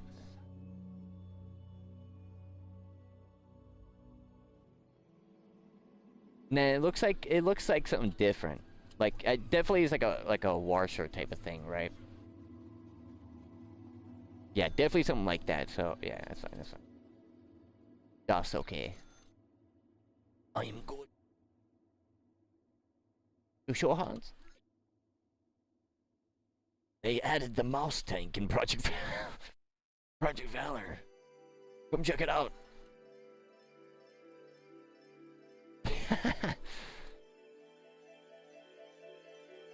Ah. Oh.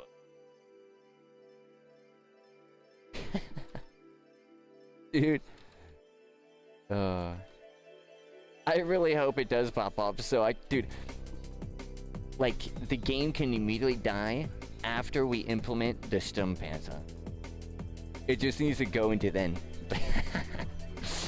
Just let me have that and play a few matches. I'm good. That's my goal. That's why I'm making the game. I'm just making a game for that. That's a crazy reason. It's like, I'm making this just for a Stone Panther. That'd be hilarious. But I would do that, though. Oh. Yo, we got Hawk coming in. Good to see ya. Also coming in. Back into the VIP. Sweat Lounge. Hope you're enjoying your stay. Hope you're having a fantastic day. Welcome, welcome. Yo, I appreciate you. We're just chilling, having a great time today. Making a little plane.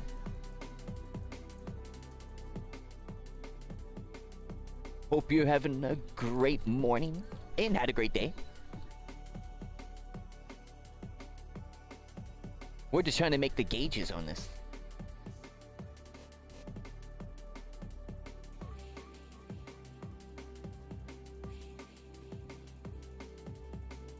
Yeah, no, I know.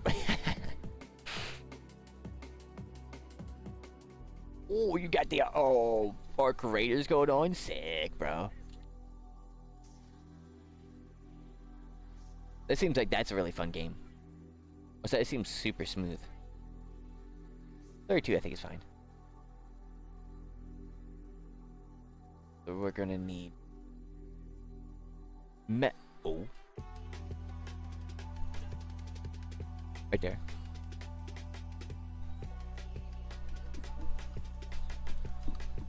Oh.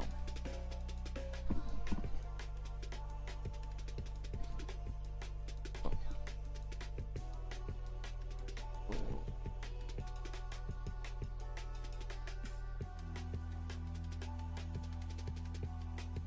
Battlefield 6 or Battlefield 2 or Avatar. You know, it's actually or Battlefront 2. I was thinking about getting into Battlefront 2. That'd be fun.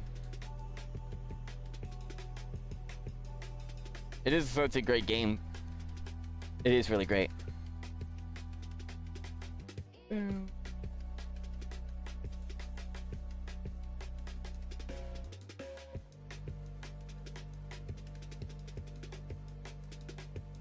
It does look great if it's like turned this way.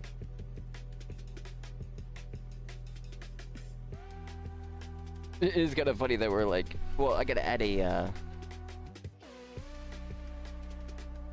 button. It looks like it does have a dimple. Oh, it does, because it's got a, like a... It looks like a rubber piece. Rubber piece with a hole in the center. That kind of looks like it does a little boom boom. Battlefront 2. Oh yeah, the hero duos.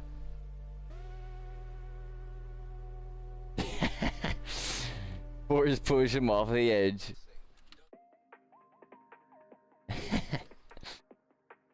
That's funny.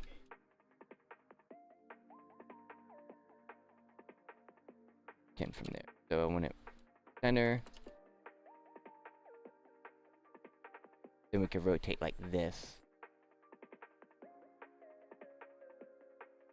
Be more kind of compact. Build up. Copy paste. Rotate.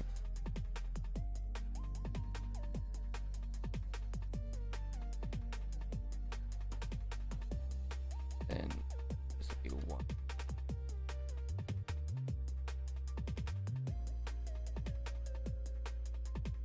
Two.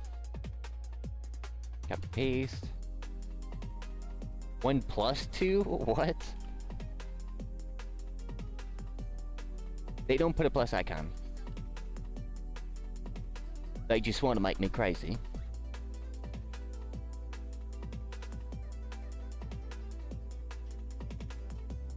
Oh, yo, stream streak, yo, appreciate you. You must do. I do need to get back in. It is really fun. It's a really fun game. Really well made too.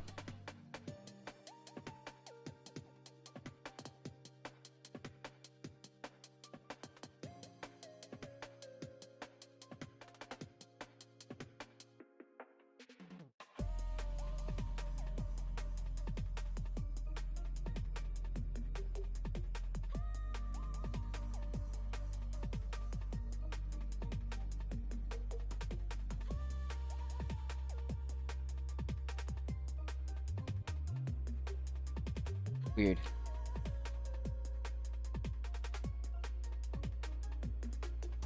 Weird. What a weird type of thing. Dude, I need to get back on Basque. I still remember that one match I just went crazy on with Basque. Cause I like didn't use Basque at all. Then I was like, let me try him out. And then we went on Camino. My favorite, one of my favorite worlds. And always in Star Wars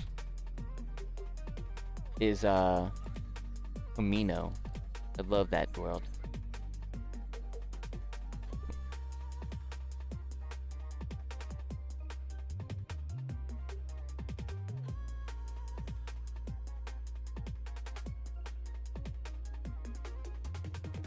Dang, that's like perfect. Alright, so I probably want to do something like that. And I went on Bosk and I started annihilating. Man, it would have been nice if they had more heroes. Because the heroes are already so great.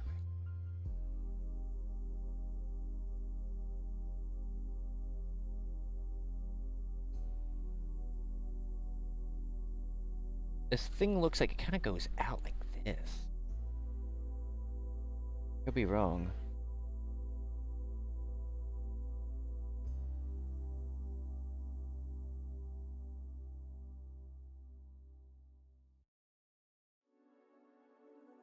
Something like that. And then inset again.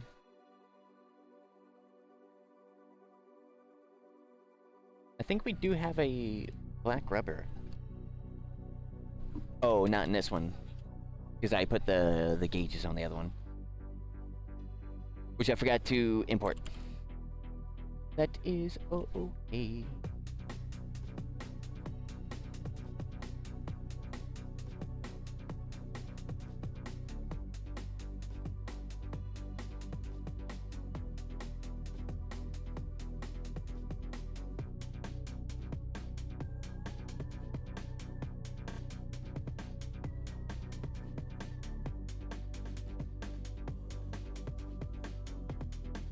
Dang, I'm just now thinking about that. Doing the Palpatine going in, hovering. Bam. Man, I wish that had VoIP. I would be talking so much. Dude, Master Jedi and push. Good. But I do the emotes. And the emotes, oh, dude, they should have added so much more. I'm just thinking about that. What a brilliant, dude. One of the best games out there. And it's crazy, it's Star Wars. Which is crazy because that's like an idea of that's someone else's idea.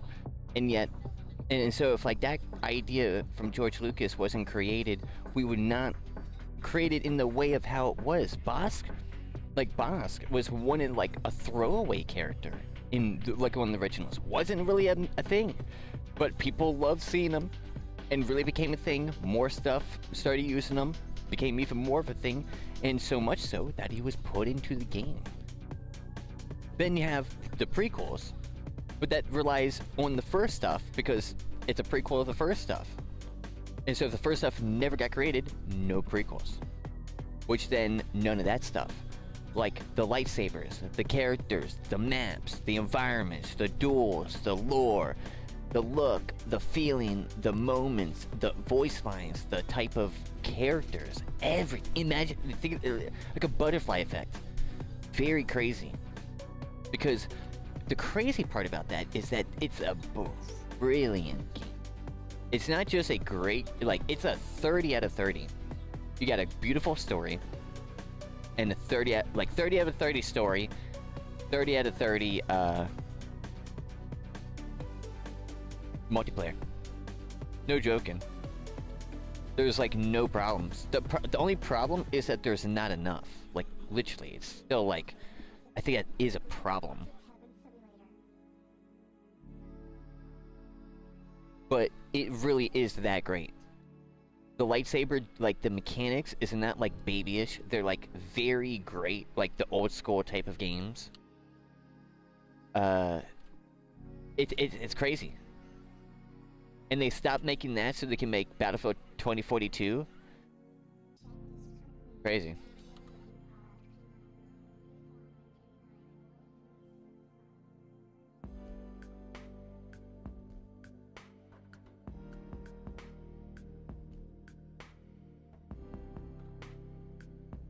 But man, it makes me think about it, because then like Palpatine's super great, bro. Even the story character, she's really great. Or all the characters, main story characters, all really great. You got a great actor who like is the commander guy. Who's like the father of the main character chick. Like very great. And like how he acts, like it's all the acting, very AAA, like the OG movie type of AAA. In my opinion, I'm not joking either, bro. Man, I gotta, because I didn't fully finish the story. I gotta play that again. Man, you're making me want to play it. It is really that good, bro. It's crazy. That's why it's even crazier that they did what they did to it. And they like, which is super rare in DICE type of games, did the Jawa, or like the Ewok hunt. And the Ewoks, that was a beta game mode. Like, it was just something that they were testing, and they said in that little description, because I was there when he like launched it in the menu, it's like testing, like beta game.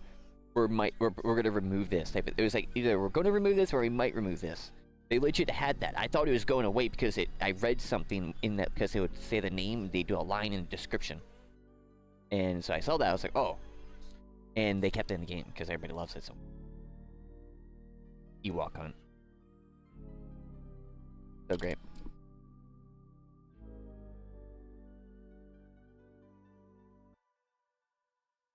And that's because like those developers were really like given leeway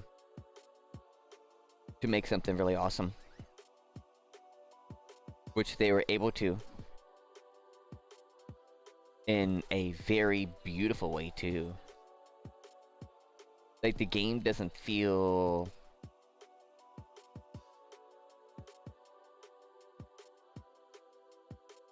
it doesn't feel like a cheap experience is probably a great way. Like, it doesn't feel cheap at all. The only like, that's why it was such a big controversy when it was so pay to win. Because everybody loved it, but it was so pay to win and unbalanced.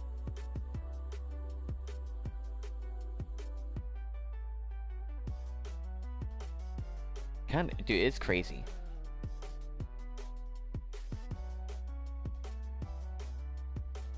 And then everybody came back and started playing it. Man, that was amazing. What an awesome moment in time. Very beautiful type of moment. Where everybody was like getting together and be like, yeah, let's go play the game again. Because, oh wait, they actually did. Because everybody stopped playing it when it was like in that moment. Where they were being very cheeky about their stuff. But, and making it very pay to win.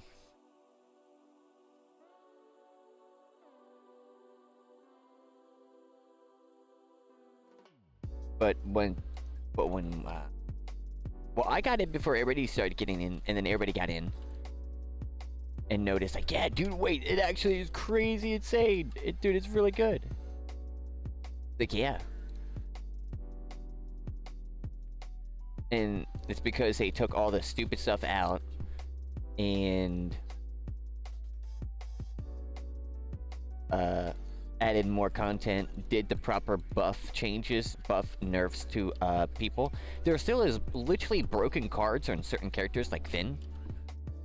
But it was way worse. So that's unfortunate. But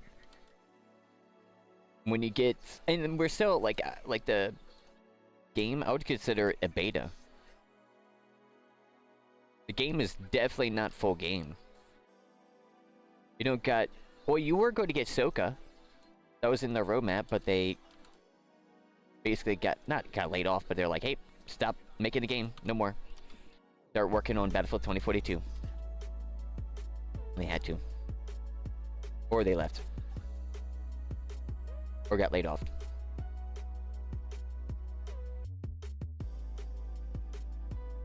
But that, dude, but I bet making the game was so fun.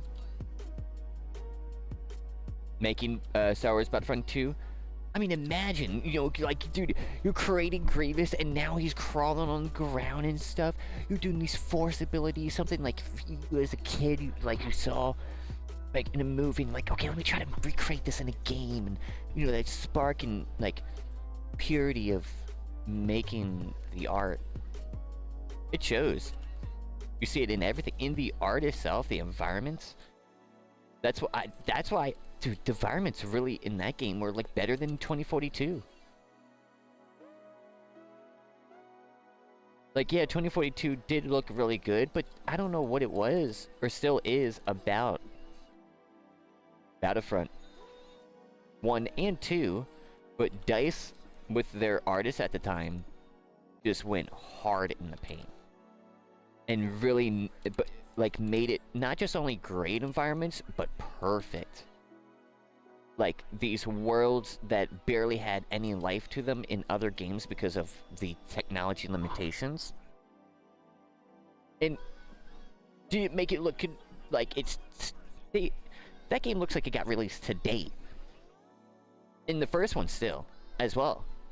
First one maybe a year or two, but like, maybe ago, maybe, but still really great.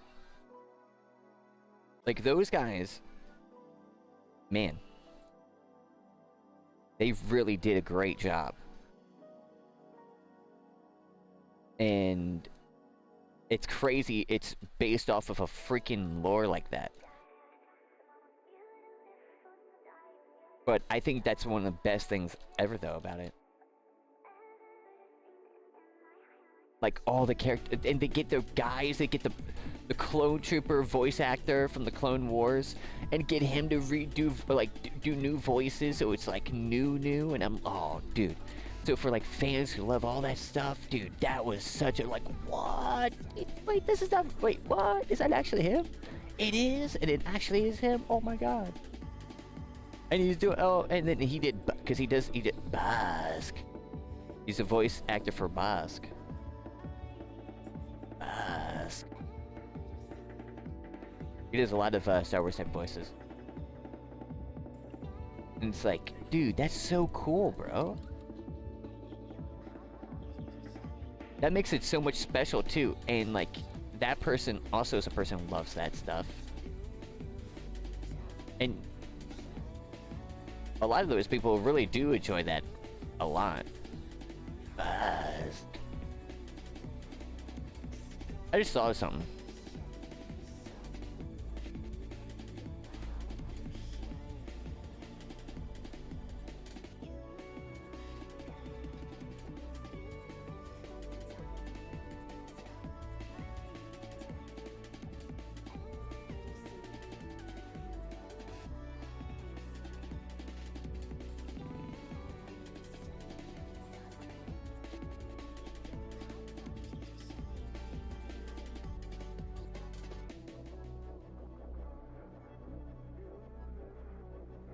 Nah, we're fine. We're fine. Little bit of a problemo, but we're okay. What's the problem? The text. I should be making that in GIMP and texture painting it on, but like this type. Like, the reason why I did for this, I'm not going to do that for GIMP because there's no way I'm doing that in GIMP. But it's like, well, I'm just going to do the same thing. Render it, take that, paint it on. That's what I'm going to do with other things anyway. Gotta render it, take it, stencil it on. So I'll just do the same thing. All chilling. Oh. Give me one of these. Duplicate. E.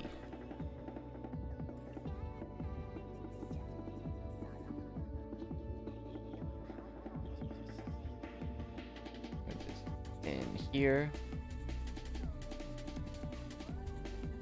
Boom. And dude, it would like imagine all the oh my gosh. Oh my dude, I'm going to have to play the game again. Oh, it really was such a great game. Or is this a great game? And shouts out to EA to keep the servers up when everybody was playing. And did a sale during that time. Like a dirt cheap type sale. Which is kind of crazy. That stuff is money. That's their servers. And a lot, it was like 20,000 plus people were on those servers. They were running the money up. And they allowed that to continue to go. I will not forget that. EA will have my forever gratitude for that in that way. Doesn't mean that they will always have my gratitude in everything, like they do their dumb stuff still. But they you know, they get their thanks for that. Because that is I think very important.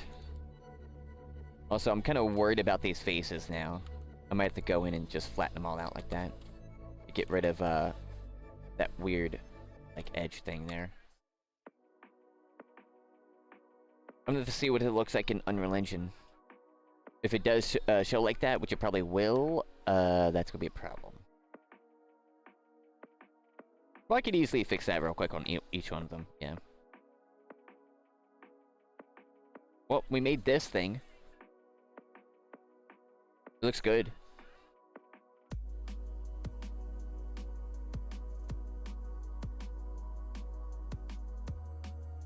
I like it.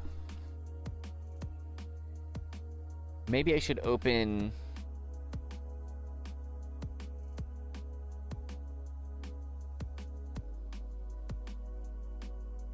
Oh, not yet, not yet. Where's the other one?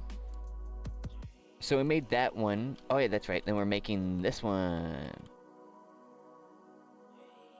And is that one in here? I don't think it is. Oh, nope, it is. It's right here. This. In the HE51A, or 51A1, this is the HE51B texture. Green.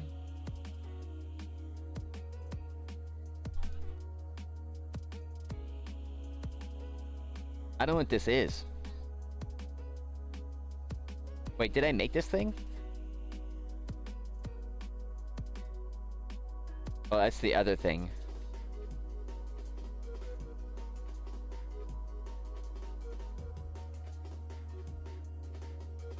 Is it? Or is that the... Wait. Oh, no, that is. Yeah, that is. I just didn't complete it. I'm like, yeah, dude, I'm pretty sure. Because I don't know what the word is.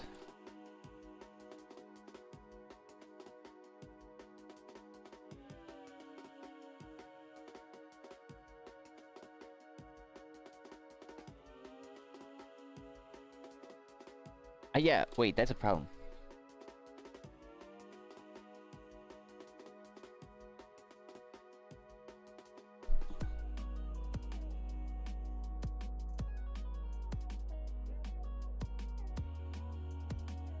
I don't know what this is.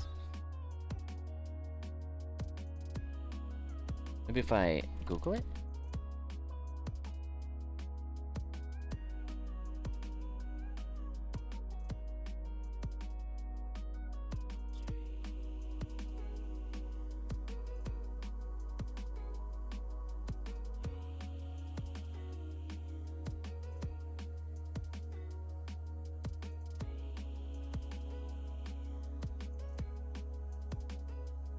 Hold up, maybe I... Wait, did I really spell that right? Dang. Hold up. German...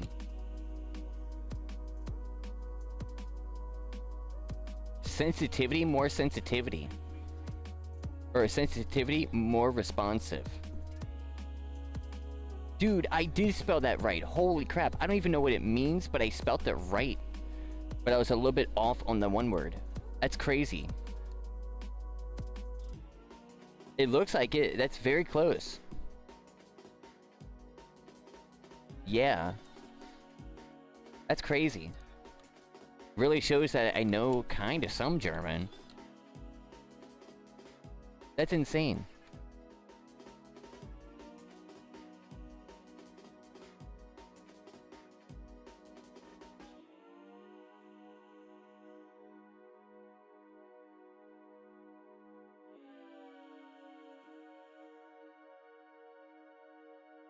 Okay. So let's get this going. Boom. Get the glass. Get it away, get it away, get it away now. Get it away, get it away, get it away now.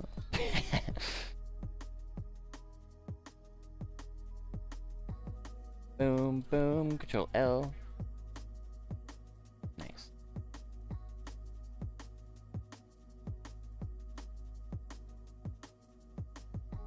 So I already see we're going to need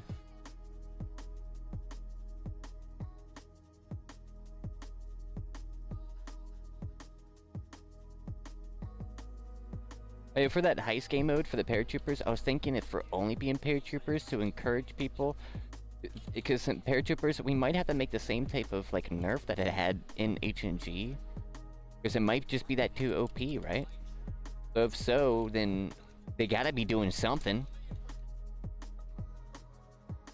Like use it for something, and then encourage people to use it and get it for something.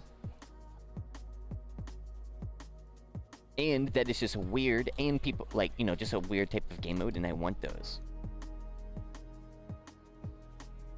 Not only that, but that is kind of revolutionary. Along with, it's not just that, but like the whole idea. Just like, if it was just that, that wouldn't be that great.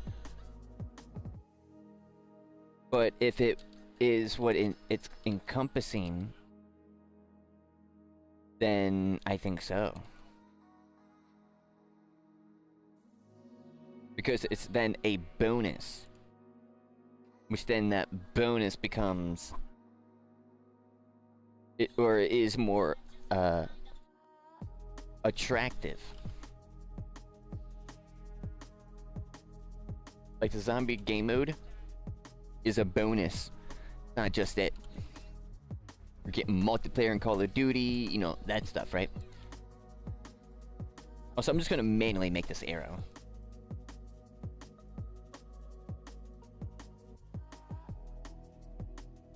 Where's it? I don't know how that, I actually have that happen all the time. Here, all this to the points.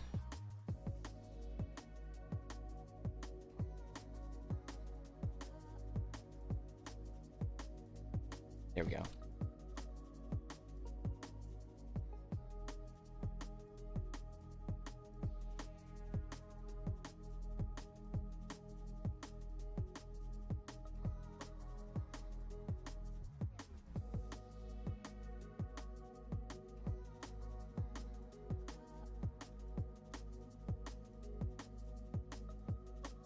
This.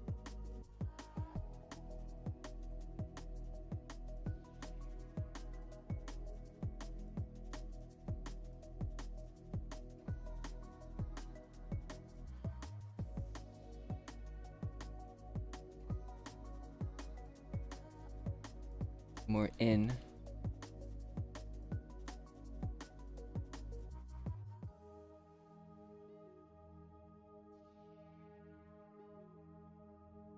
More up.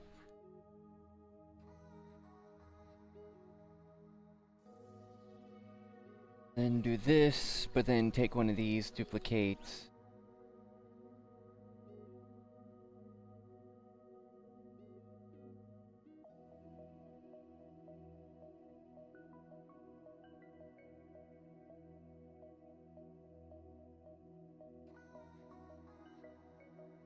That looks good.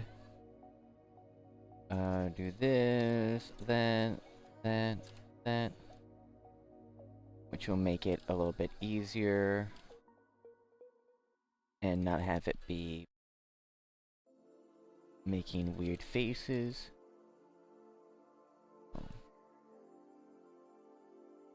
Boom. Boom. There we go. We just that good.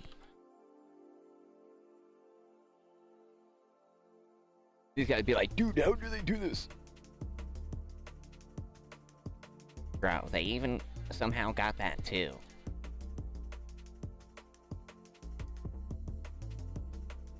Bro, they're somehow taking our secrets. War Thunder is supposed to be the thing taking military secret. No one's supposed to be taking ours. That's the whole point of it, man. We need to figure out what they know. Now. So send the spies. Like, what?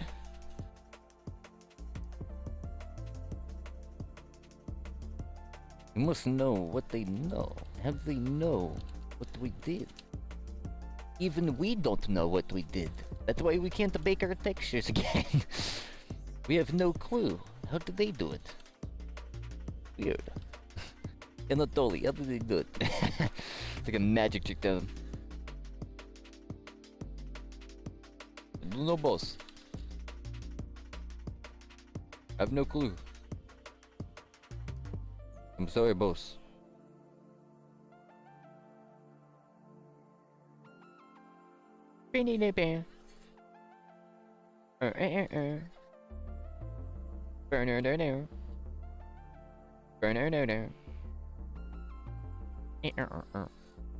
That sound kind of sounds like Satisfactory. It kind of sounds like Satisfactory. If you're upset with that, then I can't do nothing. Wait, what did it delete? Nah, who cares? I really don't. Only thing I care about is justice. Justice. Justice. Oh, with Batman? Yes.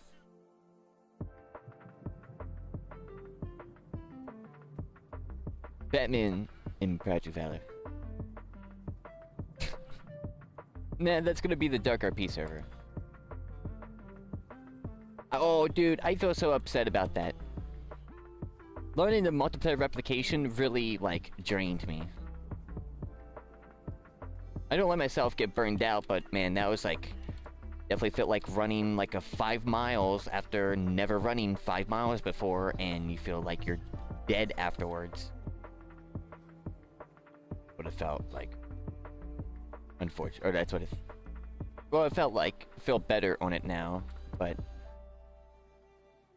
Still like sore in a way. So just like... Why does the replication gotta be so stupid in there? And it's gotta be so stupid the UI too, which is like, it's so basic, and if it was an Unreal Engine, it would be so freaking easy because they don't have it do anything in there, because it's so nothing. It's sandbox. You just got sand. You bring your tools. That's what it is, which is unfortunate, because then... I mean, they've updated. How much you want to bet that the action graphs are still bugged? There's a high chance that they're not. How much you want to bet? Because, man, I'm just thinking about that, because that upsets me. Like, dude, why didn't they not freaking fix that yet? Or at the time, right? Oh, they might now. Come here. They might so late now. But not to worry. And it totally is, spying on him right now. You see Garrett A. Newman, he was at the GDC. He posted something online that is funny. Yeah, because I follow him. He's He's really cool. He's exactly what you would want to have as a guy like that type of stuff. Keeps everything grounded.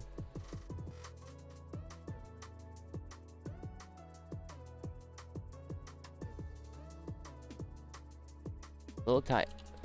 Too high up there.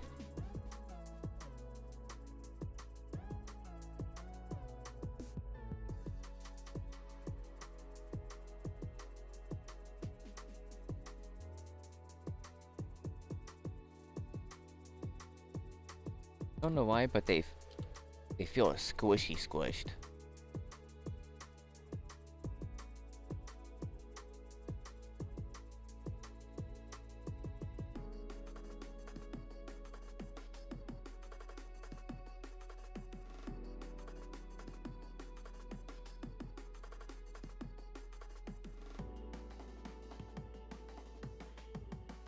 A little too much on some of these.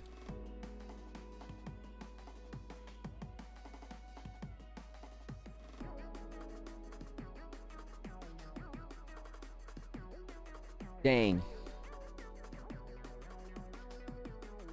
I knew it was offset by a little bit, but I knew it was super close too, but I could tell it was offset. Okay, there we go. I think I should fix the frickin' faces, shouldn't I? My brain breaks just a little bit every time I think about this. Geometry, no. But the geometry doesn't node.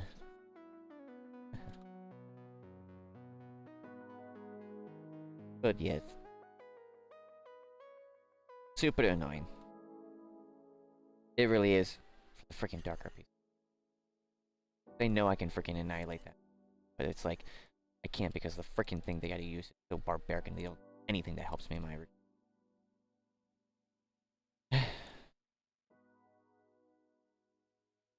But I did learn a lot, and I learned more about game development in general.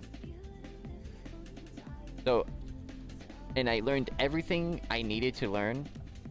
So when they do make, and now they're making the sandbox officially, and they're doing really good with it now, so that's even more like kind of demoralizing. But again, it still is useful. Just annoying as crap in that situation. Well, for what I'm trying to do, which most people don't have that problem. Trying to make dark RP. That's why that wouldn't matter. But again, I know everything I need to know, and I can make any special. Like I just gotta. What I gotta do is learn the sandbox framework, which probably will have barely anything, which then I'm gonna have to framework, like recreate what I created on top of the actual sandbox game made by Face Punch. But I know how to do all that stuff and whatnot. And it's crazy because I'm so close on it too. Man, I hate that. I might have to freaking call in my one. Well, he doesn't. I don't know though. I mean, he's doing his own thing, but he probably wouldn't even know. But he probably does now because he's like he does more like proper development stuff. Like if he doesn't know C#, then out of luck basically. Well, no, because he will have the mindset. It's just you gotta freaking learn that. And I don't think he's got time for that right now. Maybe I do hit him up.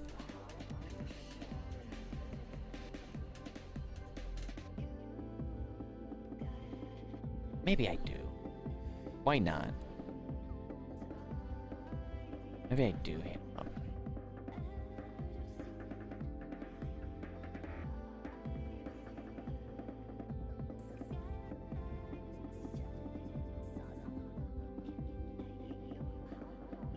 But is it... Ah, man.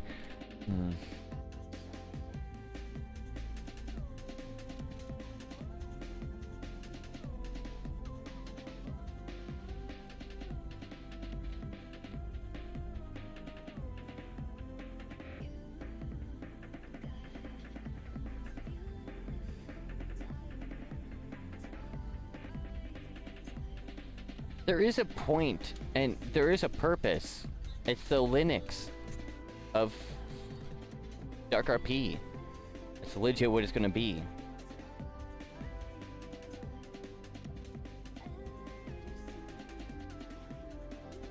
And like basically always gonna copy and paste from the sandbox game mode as much as possible. And why not like just wait for them? But it's like, it's freaking face punch, man. Newman probably wouldn't be like, nah, we're not doing it again.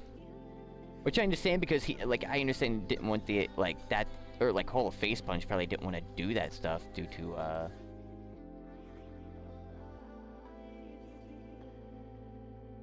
That's not right.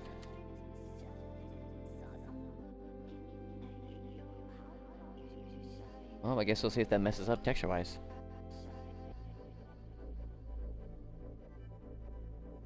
How does the UVs look when I do that? Oh, they look good, okay. Let me do that real quick for all these.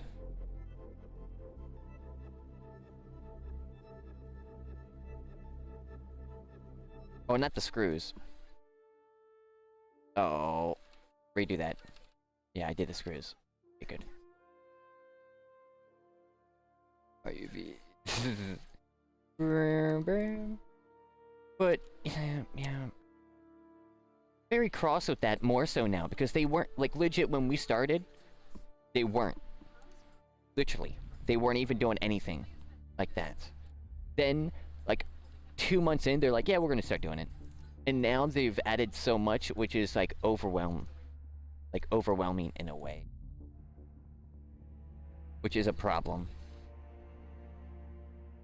But it's overwhelming because they already know the whole foundation while we don't. That's why it's over. But, legit got most of it already done, though. That's the funniest part about it. Most of it's done. It just needs to be freaking But then if I do it, does it even matter? It's like, yes, but it's gonna be a Linux, but how many people are gonna use a Linux?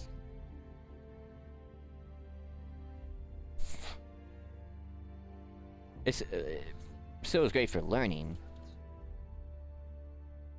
Like, yeah, of course. Dang.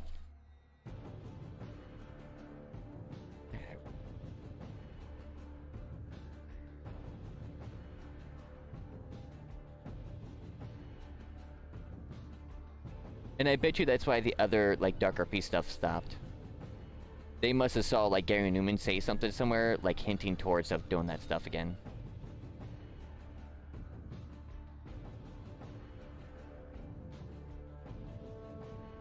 Because I want that still be a thing. I know we can.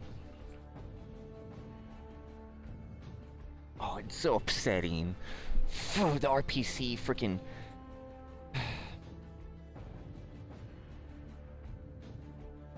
And then it being... I don't know, not use... Or, I don't know. We make it and then we're actually gonna be making a server in the other one and it's gonna have more other stuff. More people. That's probably what's gonna happen. Then I gotta make that freaking framework in.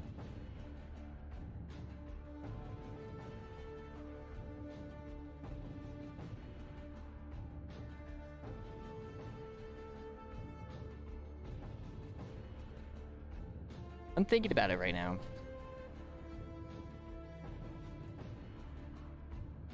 That's a nice thing of like doing modeling and kind of like or like drawing. Once you get like pretty smooth with it, like drawing and kind of just like draw without thinking on the drawing, but you're thinking. You can think of other things. We got one last one. Just fixing the faces here.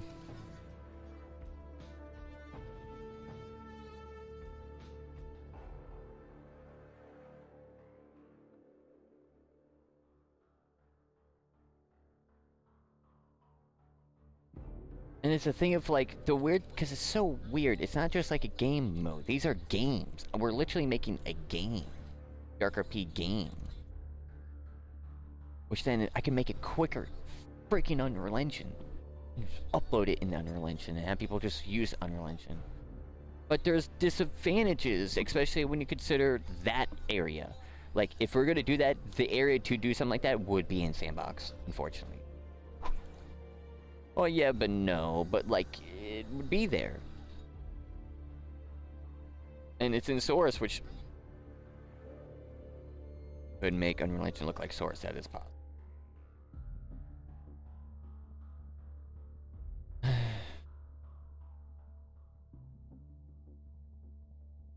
Just like, I could, like, do that so quick. We'll do it so quick that we're, like, right now have to start thinking of, like, how the server provider system works. Because, like, we're going to, like, rapid fire that thing so quick in Unreal. Like, legit. It's barely anything. That's what makes me upset. But...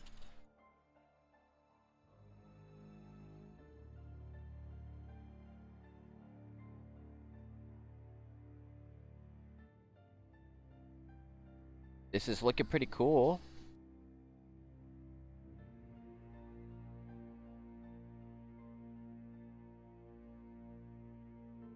Yeah.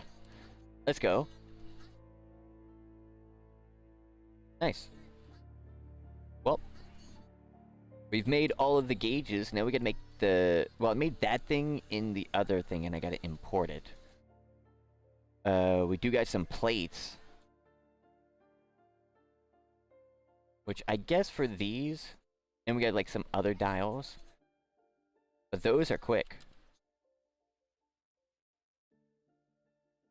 Literally just this type of stuff.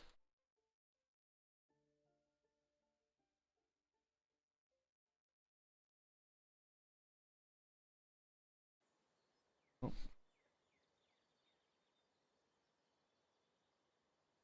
Yep.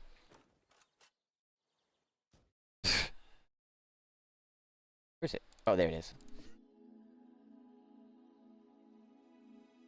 Down, is it the same? Rotate 90. Yeah, thought so. It's just different baked versions with the names.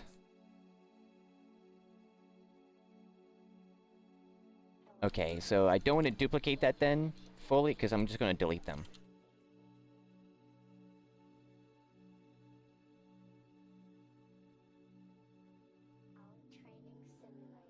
But I want to make a unique shape, or I want to make a shape for each.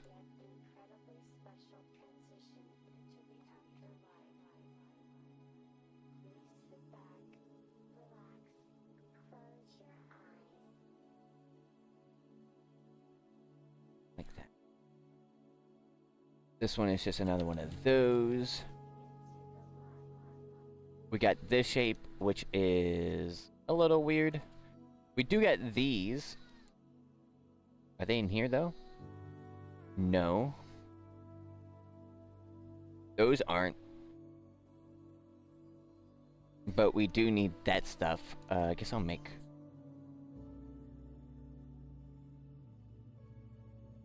oh, no. Focus.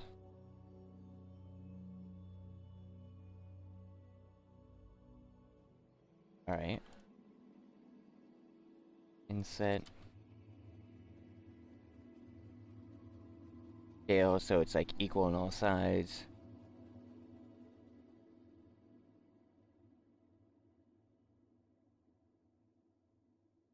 I want to actually scale it back.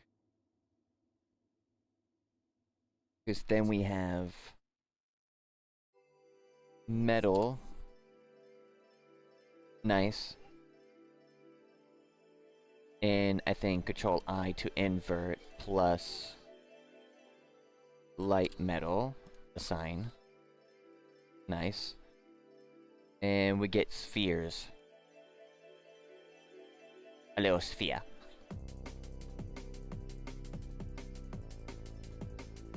Boom, boom. But for Project Valor, having like different modes like that, I think would be really cool. So if you have any ideas, Sweaty devs or whatnot about that, feel free. Whenever and whatnot. Of course, any idea.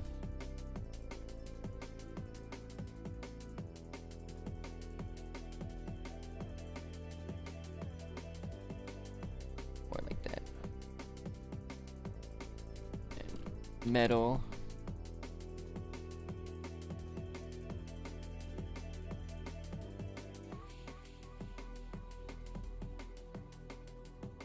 Edge.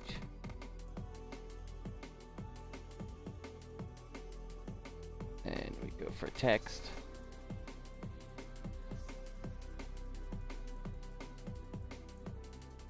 Alt. Altair. This would really suck to do a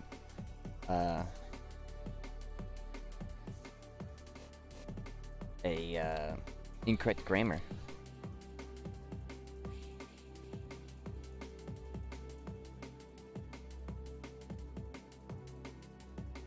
Because for Project Valor, I want to really, I want to really try to push it, the boundaries.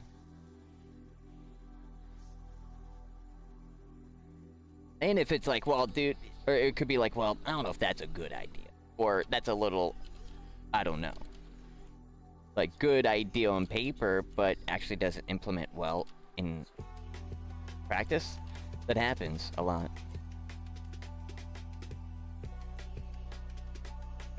So, these rounded.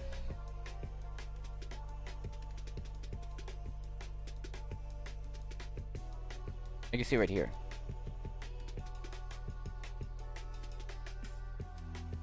Don't seem to be. No.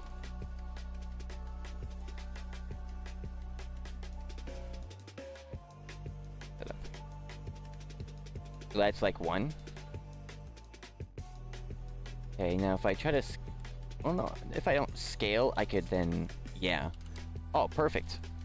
Oh, watch. Yeah, so since I'm not scaling, because scaling is a different thing than what I'm doing right now. Scaling would warp the edges, but I'm not messing with the edges, I'm messing with the position of the vertices, which allows me to place it here and have the exact edge that I want.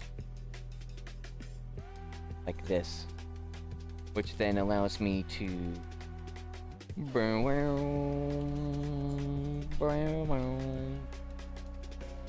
Oh, it's just empty plate. It's das empty plate. Put this down. So that one's done.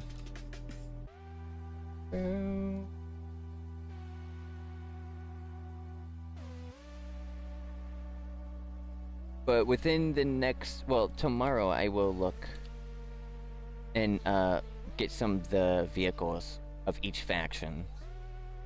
And do the exact same thing I did with the planes. So we can get a proper feel of what would be generally in those quote-unquote big content updates, if we'll be able to do it or not. Because, like, theoretically, yes, but, you know, I want to see, right? I want to figure that out. Which I think is very important.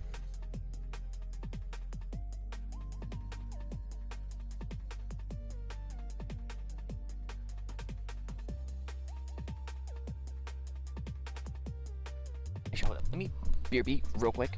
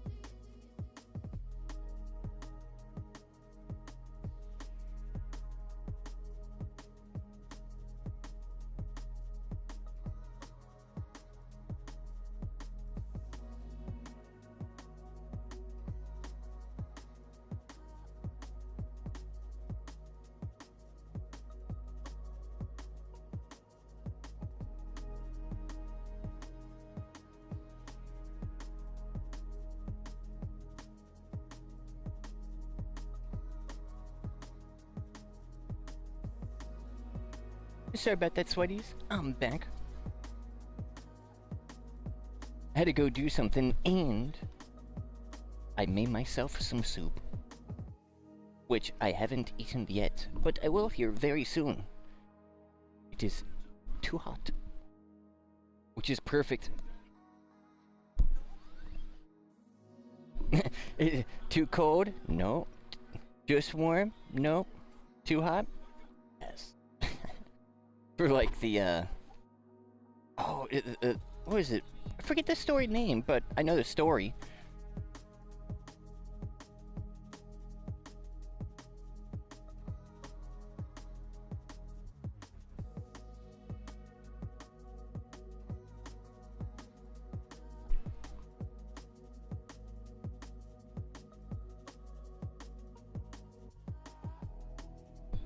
Sorry about that, I had to move some stuff.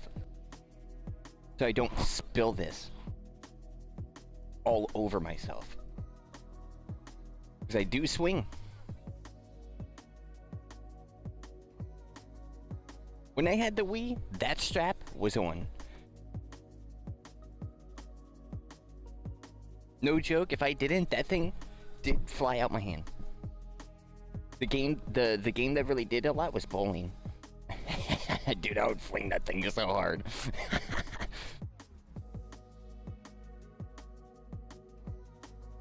Dude, I would fling it so hard with the strap, it would come back like it's a freaking nunchuck. And I'm over here dodging it like I'm getting hit with the nunchuck. But it's attached. I remember that. It was that in a sword game, in a boxing game.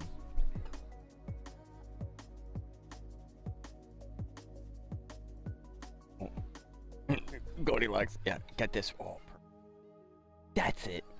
With the girl going in, and it's like the bears, like the bed, the stew or whatever it's called. I got this, nice and perfect, because it made it extra like hot. Yeah, Wii Sports. Yes, I know, right? Wii Sports. It's crazy they never really did anything more with that. But it's timeless though. Like you could play it right now and it's like perfect. You know what I mean? Like if you never experienced that, you get that. That's like timeless. Because that type of like aesthetic is well, it's abstract, but you know, it's like little Wii. You know, it's the Wii color, so it's not like it needs to be 4K. You know, it's got the little Wii guys, and you got the mini games. Oh, I remember that. And then and then you got the sword one. I'm over here, so I'm going so fast. It would like fling out that way, so they have to stop them and fling in and like go to swing this way or like hit me or hit my arm. Like.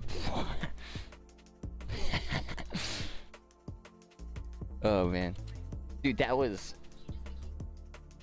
yeah, wow. It was like amazing. None of one of those games where it's like best game of all time for a console. That is perfect.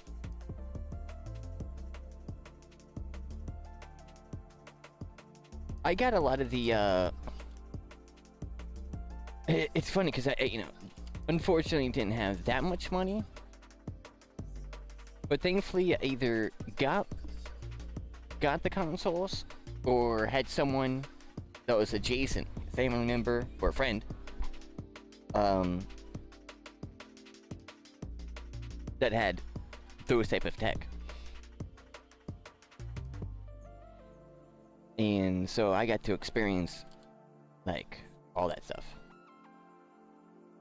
which is super nice.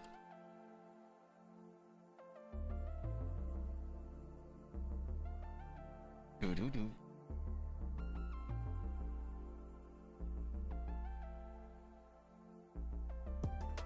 This down a little bit.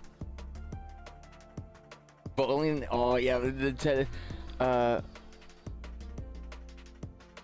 it say?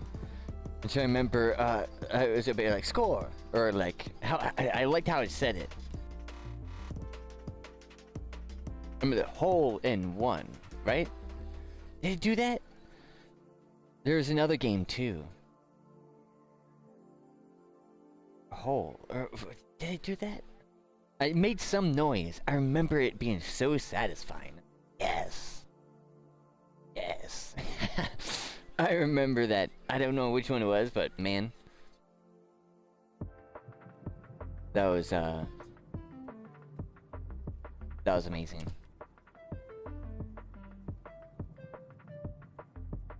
Then they had a plane. That was sick too.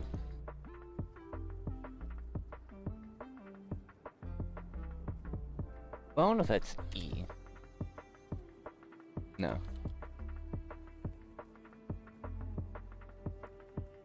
That might be an H. Let me see if I can find it. Find it. No, not that one.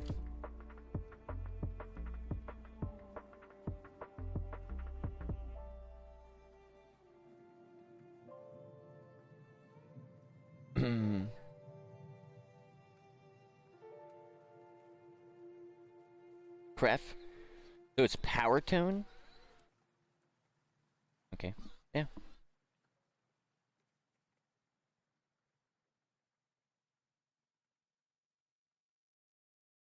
Dang, they should really release another version of that. Are they kind of crazy that they haven't?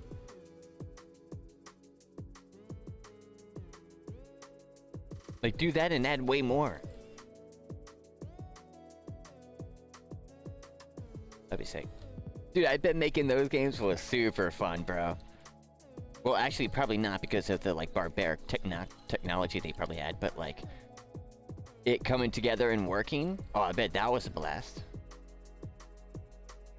I bet that was, like, a whole experience.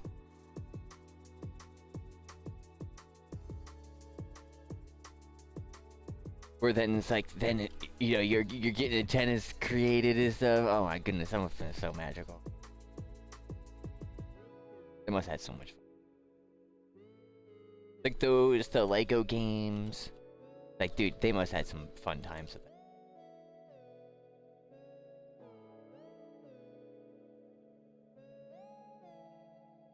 Brenda?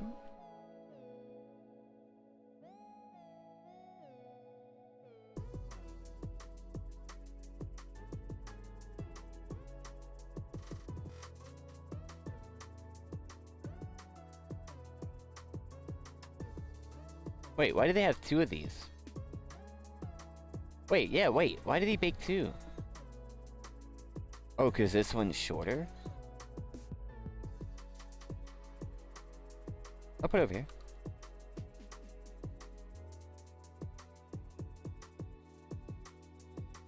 I'm smelling my soup.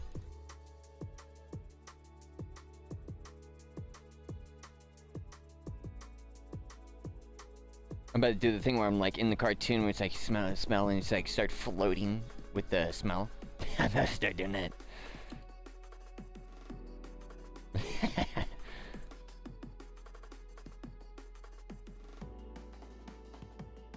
Cool. I want to see if I can get this real quick. Unfortunately, we're just too sweaty today, and that's okay.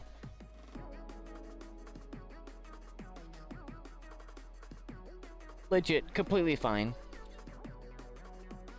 Because that's just how it works. Sometimes. Oof. Needs a little bit more division.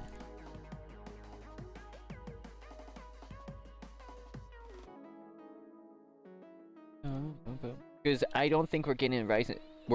No, I know we're not getting Rise of Storm 2 today. Or War Thunder. But we will be getting Cyberpunk. Like, right now. I'm just a cheeky turd. Very important stuff I really wanted to discuss. It legit is... imagine not discussing that. That's the crazy part. Like, and it's like, yeah, no. Like, what? Like, you got to. You got to be serious about this stuff. And I want to take it serious. Because if we don't, we're gonna fall into the same traps they did. And everybody does. And then we're gonna be like the back for blood guys. And I'm like, no. No, no, no, no, no, no, no, no, no, no, no, no, no. Never. Never. Dude. Which is, that's why we're doing all the... Dude, that must be done. Dude. That... Dude, done. That's what I feel like right now. Which, I would say we are doing that. I know the sweaty devs are sweating. I'm sweating. And we're chilling. Like a Krillin. Which then... It's like, yeah, we're over here talking about weed. And we're chilling.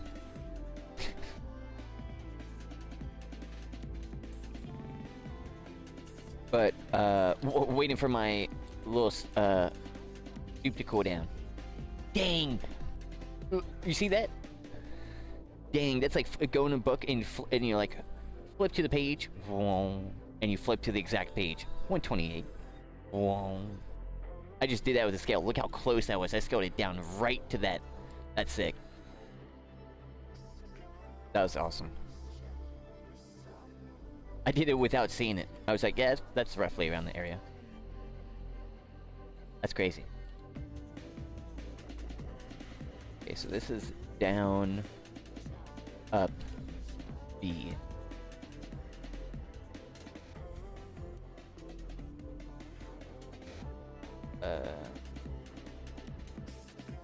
But I wanted to be a little extra sweaty today, not just only with the knowledge, like with our research and stuff and our discussions, but also with this stuff. That's alright. Again, not just for one plane.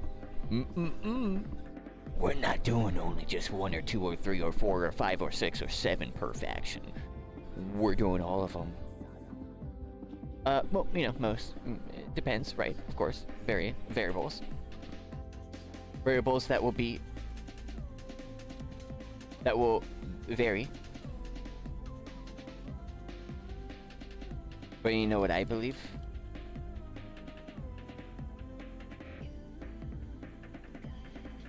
I believe with this, if any type of struggle or anything, well, number one, we didn't know, literally. Oh, I just made a console controller thumbstick. Whoa, I now know how to make a thumbstick. Wow, that's actually, look, dude, right now, I could start making a freaking thumbstick. Or another thumbstick for a freaking controller. Holy crap, that's actually super close. Cool. It does look, yeah, it is like a thumbstick. Weird. That's cool. Got a freaking controller thumbstick over here. Sticky bevel. Yeah, that's it. It's a bevel. Bevel. That's, yeah. That, like, smooth. You can see the light. If it's a hard surface, you would see it, but no, it's like a roundness. Roundness that goes in, and then they bake a shadow over that to fake a shadow in game. We don't need to do that because it will be a real shadow. Or it would be like a shadow there or not. Which is gonna look a little different.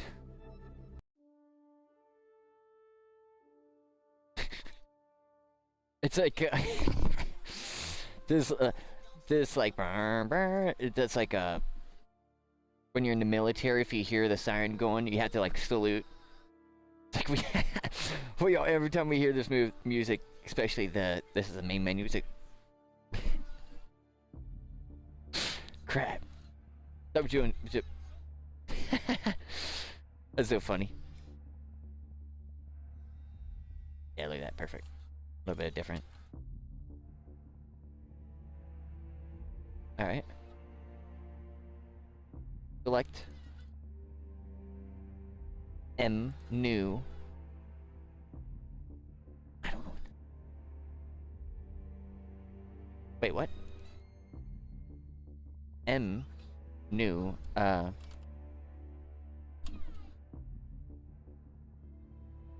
thumbstick. I know it's what it's gonna be. So I mean, hey, it works. I just gotta figure out the name and we'll change that later. We got these as well, which I got to adjust a little bit more. But yo, I've made most of this now.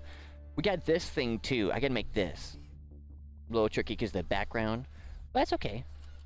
Because we got this one done, that one, that one, that one, that one, that one, that one, that one, that one, this one, that one. Not this one yet. This one, that one, and the other ones, and whatnot. Yeah. Let's go. We doing it. Let's go. Super sick. Looking good. Let me do this. I'm going to hold up real quick. Let's do a quick hold up. I think that's beautiful. And we know exactly what we would need, where to go, which then we like, okay, how do we best approach this? We don't want to be, I don't want to overpromise. But not just that, I don't want to,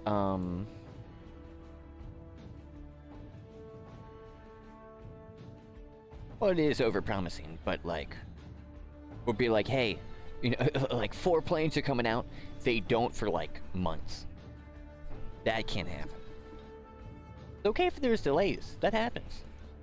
But that could easily stack up because then I've seen in Hell Loose, you've seen in HNG and developers, and it's easy for it to unintentionally happen.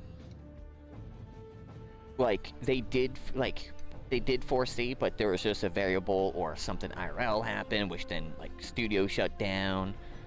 You know, like they literally can't go in there and you can't do anything. That happens. All that type of stuff, right? Stuff happens. But besides those where it's like, yeah, they just legit just didn't think about it. No wonder.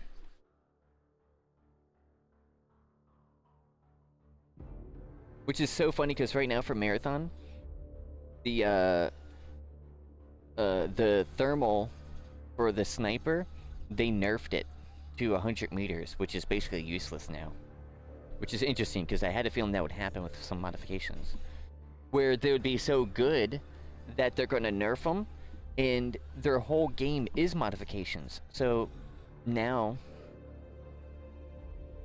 at least with what I've been seeing, people who normally run like a thermal now won't, because pointless. And it's like, well, I wonder how much of the other stuff is gonna be like that, where it's gonna be a tug of war of like the quick aiming mods are better than the hip fire, then this, and then that. Kind of reminds me of Heroes and Generals with the badges. And it's funny that that one badge was broken for like the whole time HNG had been up and no one said anything about it. Well, I think barely any people knew. Iron Fist. Iron Fist worked on a tank crewman. So if you put Iron Fist reduced the damage of tanks, I think it was, or explosions by a certain amount on an infantryman. You could put that on a tank crewman. You're in a tank, your whole tank gets less damage. That was that, and there was one other badge. That did a slightly different thing. Oh no. Iron Fist is your damage. The other one was the incoming damage. Yeah. Iron Fist is the one that you did anti-tank weapons. Anti-tank weapons, if you were in a tank, was technically an anti-tank weapon. Somehow, I think a developer purposely turned that on for him to only use. Because there's no way how can a tank be designated that automatically, unless they got some weird code where that could be a thing. I don't know, maybe, but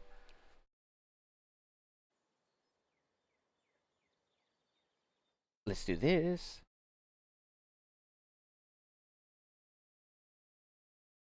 Actually, I'll hit it with this.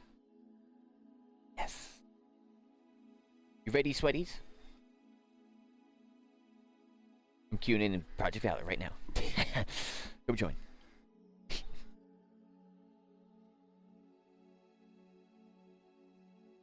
Hold up. Dogtown is mine. Ooh.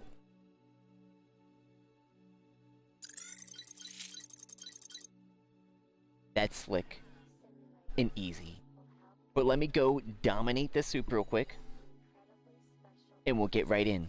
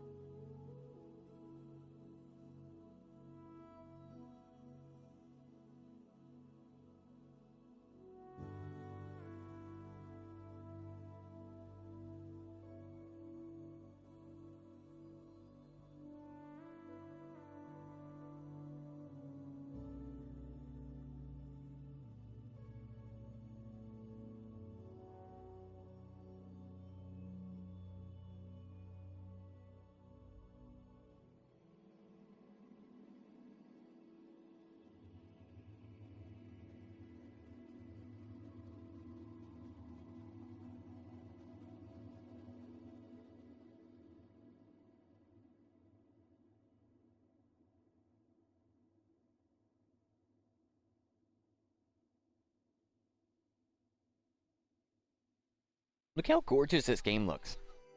I legit can just sit here, and this part, which is in Dogtown, looks like a beautiful live wallpaper background you can have for your PC. And I don't even have ray tracer or anything like that on right now.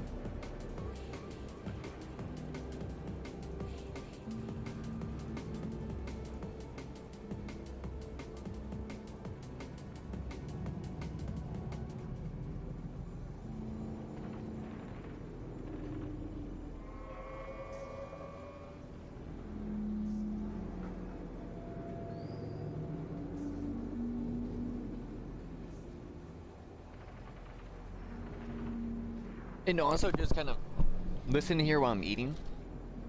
The noises of the background is so perfect. Like, the noise design is AAA. Everything in this freaking game is so good.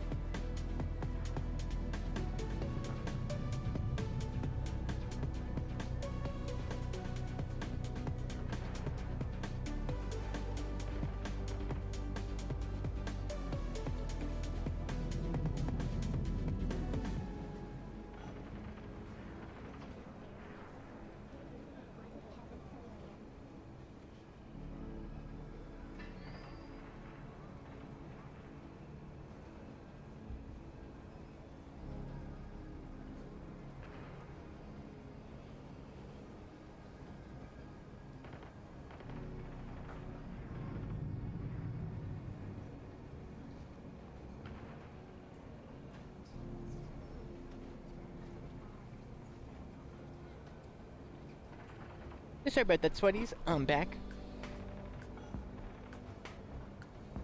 Let's get in, shall we? To some Cyberpunk.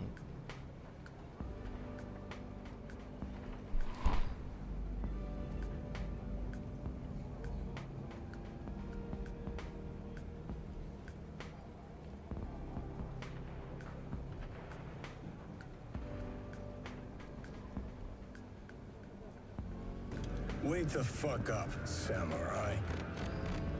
We have a city to burn.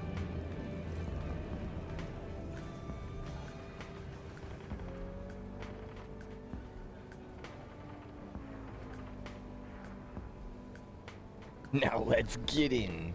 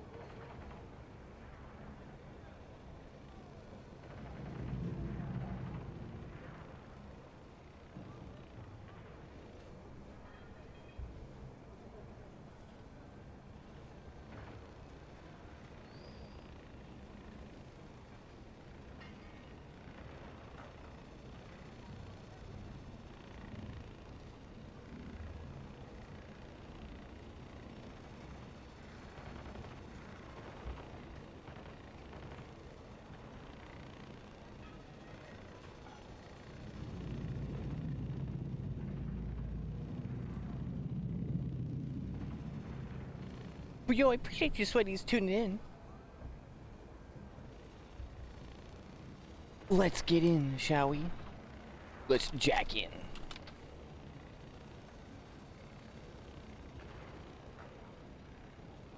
Let's go, let's go. Yo, Cyberpunk 2077 has been amazing so far. Wait, where's our radio? Do we have Royal? Man, that soup hit the spot.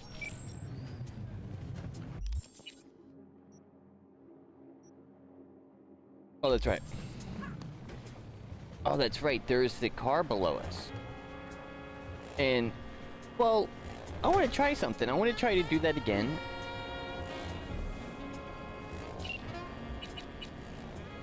There we go. I want to see if it's going to work, because I did leave. I wonder if the, like, local, police active radar thing or whatnot is active. I don't know what it is specifically. Ooh. Let's go. Oh, he's dead.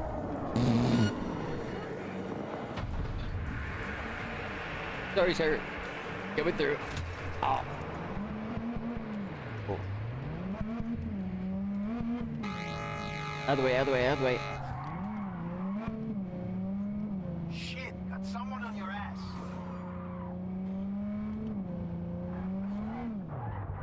That's not good. Self-destruct. Oh, don't hit me. No.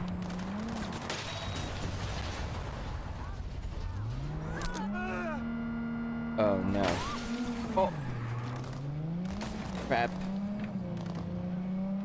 Those guys are on my, yep. I knew it. I was okay, but now I have it. And now I'm, uh-oh. Watch this card not be worth it, but it probably is. I hope it is. If it's not, that's crazy.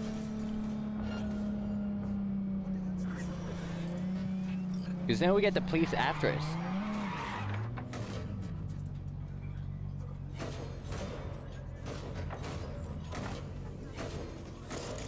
Oh, it's him walking. Wait, what is that? What is that on that? What is this? Detonates primary weapon.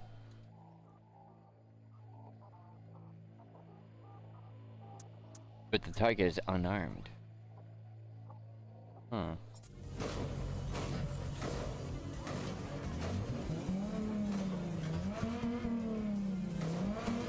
We'll just wait. Oh, the door is open.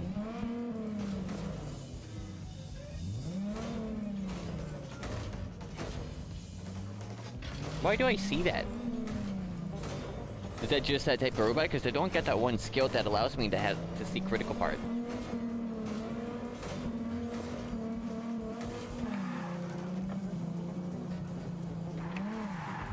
Alright. Now we'll scoot back.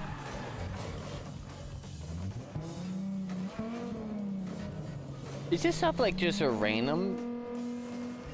The way that they were like, is it a Simeon on the spot? Or whatever it is in like GTA where it's like, hey, collect the car, bring it to the spot so you can get like a few bucks. Kind of feels like that. But the way they said it was like, well, they don't come back.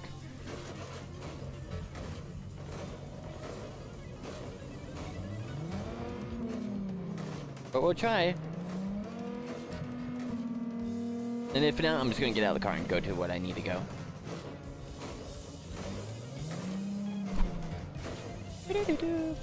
We're just over here.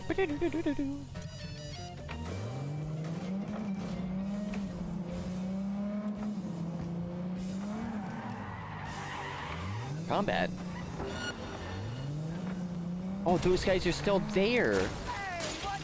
Wait, I'm surrounded. Oh my gosh. I think this car legit just spawned next to me.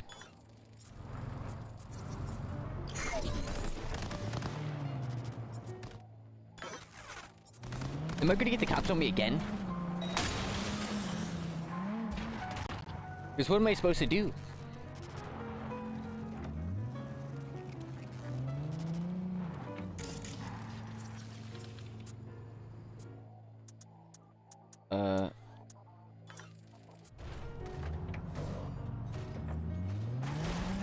Run him over. Okay. Whoa.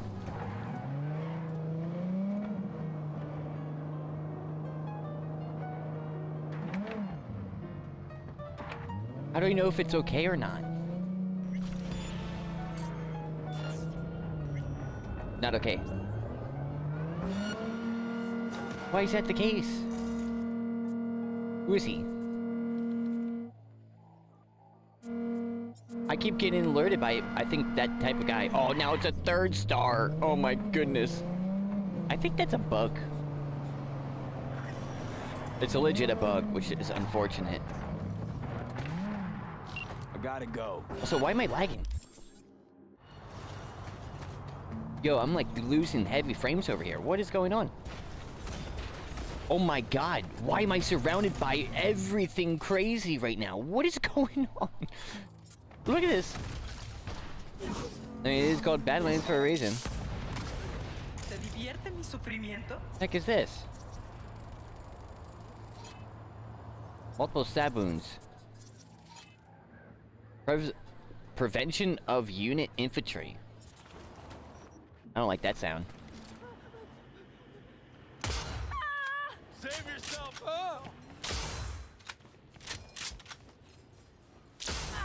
There we go. No, please, no! Oh, there she is. Wait, or there's some chick. I can give her a contagion.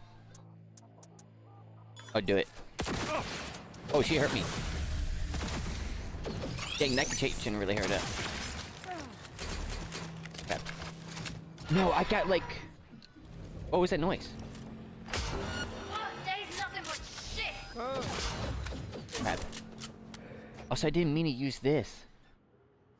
That noise, down, down, down, down. It sounds like a Black Ops Call of Duty. Oh, zombies! Oh my god! Just reload the freaking gun! Why did he gotta do some dumb stuff like that? Careful, someone's lurking! Ooh. I'm so confused. Wow, they all just got contagioned. Get contagioned.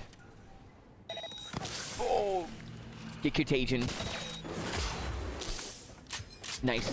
Oh my god, they all died because of contagion. Very nice. How about you?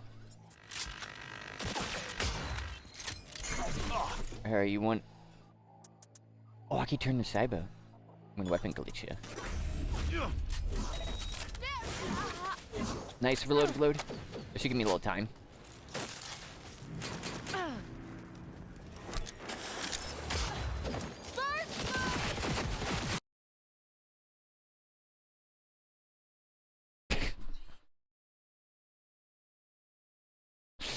I didn't know there was something. Hey, it's like, hey, I'm gonna restart that.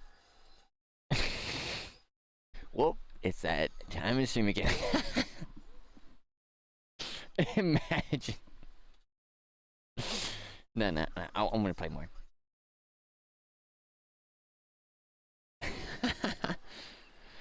I knew it was laggy. Something was wrong. I knew it. It was laggy. No, it's not. I drove past that area yesterday. It wasn't that laggy. I should have got out of that area.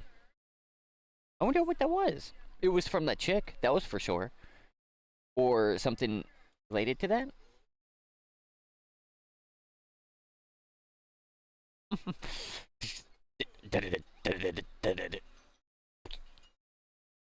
All right.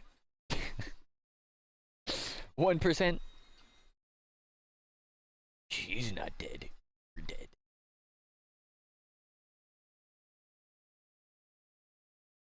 This is a Cyberpunk mod I installed called No Harm mod. Anytime you harm anybody, like kill them, or no kill mod. Anytime you kill them, your game crashes. That's the penalty. Your game crashes. Like, you can kill. Your just game's gonna crash and it just won't save. It crashed. Well, it's gonna be a fake crash. It's gonna, like, just close the game. Legit, easiest mod. Close game. However they do it in Redshift. It was Unreal Engine. Close game. Or quit. Because if you didn't get an autosave, it wouldn't do it.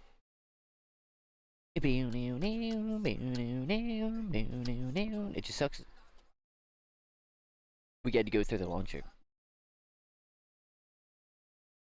And also that I don't have some honey and brew next to me.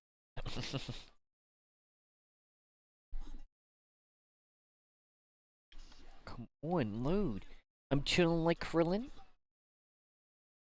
Fine, well that's...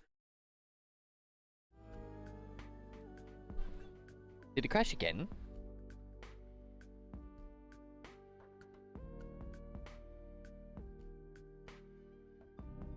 Did it?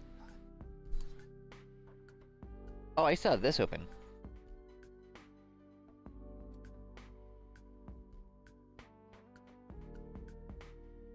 Oh, it's funny. Just give it a second, I guess.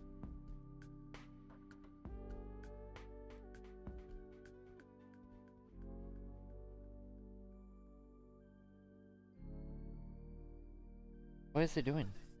I guess I gotta close it and open it again?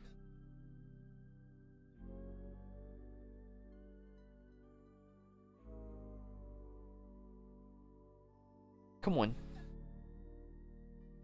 I wanna... Dude, you know what happened? The enemy gave me cyber psychosis. That's what just happened. The enemy's got a special ability called Crash PC. And that's what just got used against me. Okay, and it's... I gotta restart it. Why is it... Well... I don't know. Blender? Blender? Doesn't take too much memory. Well, it does if you do too much stuff, but we're not in that project. I've already checked. So it's not that, it's just unlucky. Which I wonder why. Second time. Launch it up. Or actually, third time. First time, second time didn't work, third time. Oh, crap. Oh, you know what I was thinking? Dude, imagine if Valve made a, like, Wii game. And, like, a remote. Imagine that. That'd be sick. I think that'd be super cool. I think that would be like, they would nail that pretty well and make a really great one. And it would be like stylized in some way too. That would be the next like Wii thing. That is, I would say AAA. Well, I don't know. Anyone can make it. But they would make their hardware because they're like into hardware business now. Make a little Wii. Or peripherals. Like joysticks or like hand things. They could boom, boom. You know, all that. They got one, so you can do this, but you can't do this. Well, they do. It's called the Vive. But just no headset. Just controllers. Which they do have, but they just don't make the game for. They should do that. That'll be easy. They already made the controllers. Just be like, hey, minus the headset, just sell the controllers, like the newest ones, because they're like the best, where it detects the fingers, where it's like just a ring around your hand, and it detects all your fingers and thumbs. Really sick. So if you want to like fire, you gotta like make a motion like this. I wonder how you do that in a game logic, though. That's gotta be tricky. Maybe that's why there's not too many freaking VR games. Hey, you know what? We're gonna give a middle finger to this car and say, see you later. What are you doing here? Talk?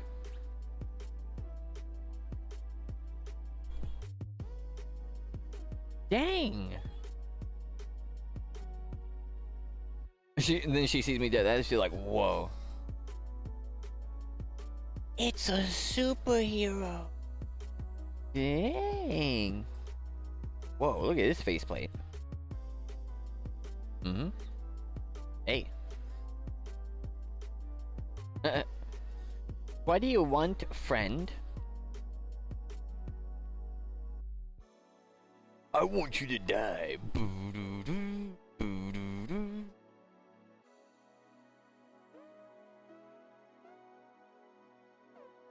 Injection?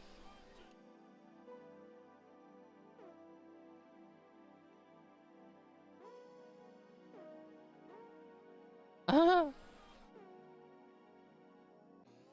Oh. Hey, sweetie pie, sweaty. I appreciate you. Where is it? Oh, here. Where is it? I fall right in front of the door.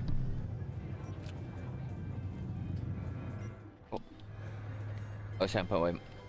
Sup, compadre? Oh, saw, dude. Okay, let's see what you can do for me.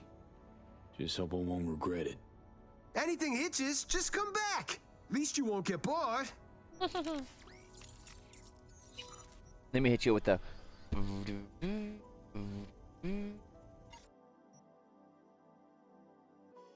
And he's like, what is wrong with this guy? Oh, dude, I got a better smart link this whole time, and I didn't even know. Yo, equip that bad boy. I got a tier 5 smart link. That's sick.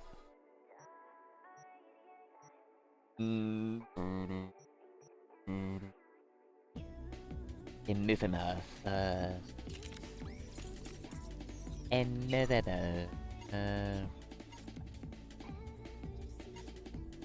I'm upset that I didn't know about this. Dude, he's got a lot of iconic parts. Leroy's ligament system.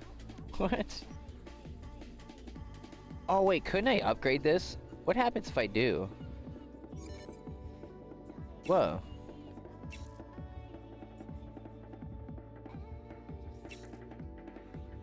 Oh, I could change it into RAM regen.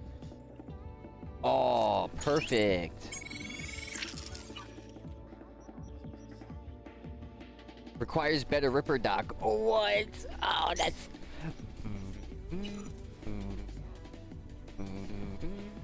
You know what's funny? I knew it required a better... I knew this ripper dock isn't the best. You can just tell. They kind of give you the best ripper dock off the game. Well, I say that. What is up with my biomonitor? Ethanol? Just ethanol in my system? Notable addiction symptoms? Warning. I have an addiction game mechanic thing that does that, so that's why. Who are all these people? I mean... Why did you think you okay? Who's all these? Yeah? What you want? Dang, he's playing guitar? Market variety. Yo, that's Any sick. recommendations? Yeah. Buy what you want. Hey. Don't waste my time. Jesus, Whoa. skip your morning coffee? I ain't getting paid to small talk. You looking for reliable iron? That's what I sell. Ain't nothing else worth wasting breath on. Alright. Hit him with the...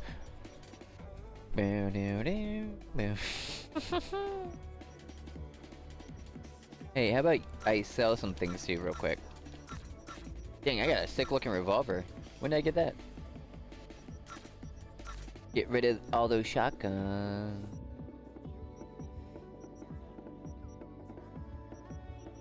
I'm gonna have to arrest you. Katana. It's a katana. It's a katana.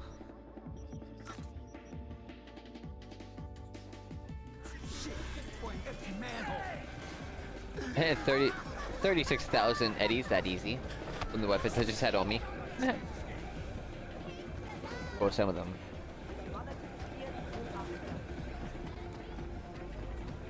We should go check the wreckage. It's a once-in-a-lifetime opportunity, Chew.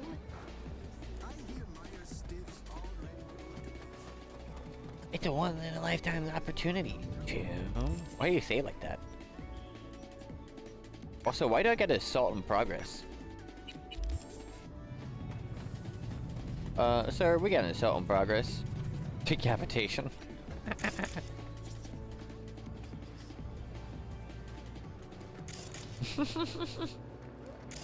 I'm just thinking about that clip. I legitimately was not expecting that. That was so funny. Dang, you know what's so funny? This building reminds me of Red Faction. That barrel there, and that crate there. Wow, I just got a... I don't know why, but... I'm in a hostile area? Why? I gotta play Red Faction. I will.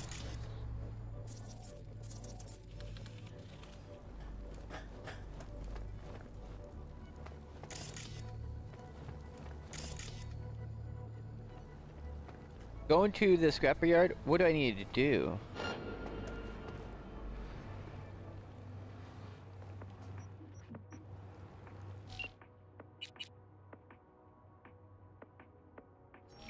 No. Uh-oh.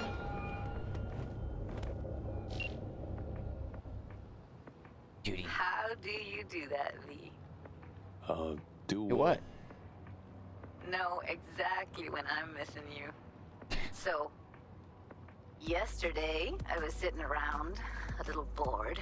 Figured I'd hack a Night Cola ad. Oh. Damn thing reset itself in 5 minutes. Didn't get one measly pick out of it. Been up to any dumbass nonsense yourself? But tonight with the president that...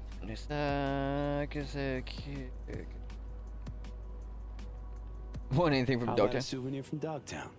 Want one? No, hard pass. And I don't want you coming back with any, especially lead ones. What else is going on besides that? Oh, you know, same old. Rather hear what you've been up to. See you, Judy. After saying that, see you, Judy. What's Have you ever... new with the yeah. mocks? Susie isn't giving me the time of day, as usual. Oh, you see, I can add the converse. Oh, it's just a copy and paste of that? I wonder if this is a mod or not. Or the other thing was a mod that had that. And if not, they just reuse? I got another question on my mind. Shoot. Say it, It's dude. nice catching up. I'm right here, V. Call me anytime. Sure thing, Judy. Have a fantastic one.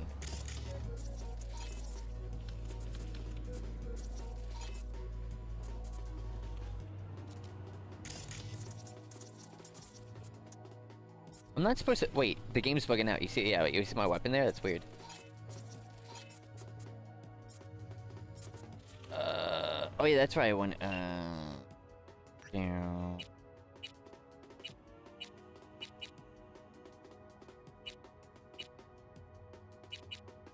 Invitation? Yeah.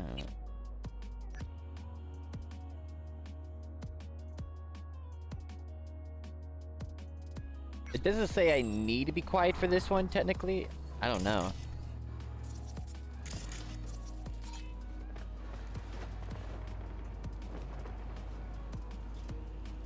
Oh, sniper. Sniper, no sniping? Oh wow, he's a beefy boy.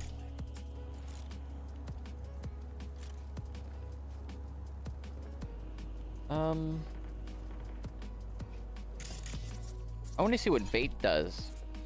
Oh, there's a camera. I'm somehow targeting that camera there.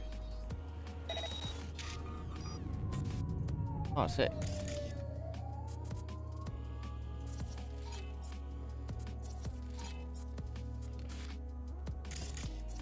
Oh, cool.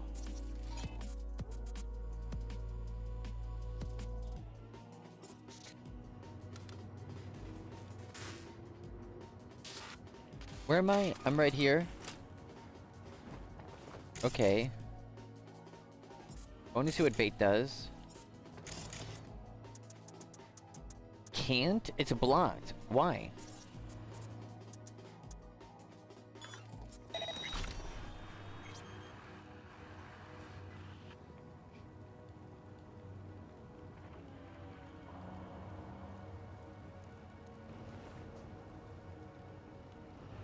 So they do walk.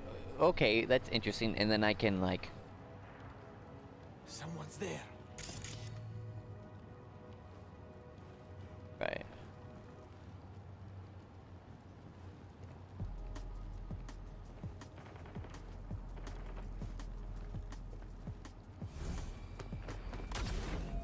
Corpo trans. Didn't lie. It is here. What do you think it will do back instead? Oh, not a foot. Wait, is. Yup, he is. No. I can synapse him. I can make him boom. Betrayal. That was sick little slide there. That was smooth.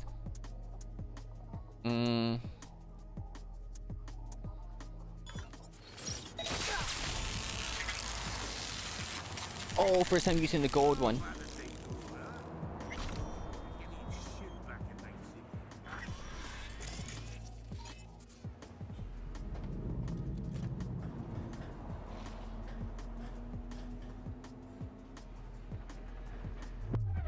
Whoa. What was that? What just happened? I just... Whoa. I don't know, but that made me feel weird. Hit his body. Hurry. That was loud. Let me wait for my invis. Can homie get domed with the pistol? He needs a big 50 caliber right to the dome. But he probably can't be headshotted. Yep. Immune to electrocution slash EMP.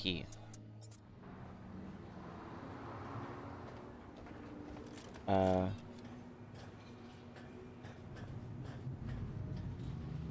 I bait him?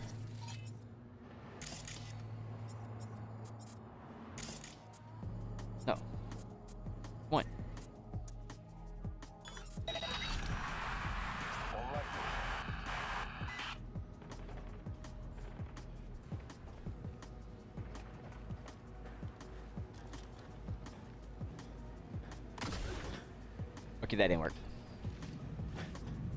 Oh. Okay. Don't know, but I'll roll with it. Ooh. You're 5. Remember I took that perk early on? Did I get the, like, double amount of all the goods? I had a feeling he would not be one hit. I'm gonna yoink him. You see this over here? You're going inside.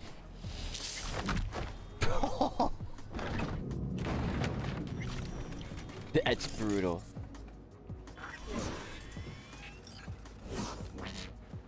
Oh. No. And I just used my one ability. Well, too late. Too late. Dang. All that for me to look right past the one thing. The easiest thing.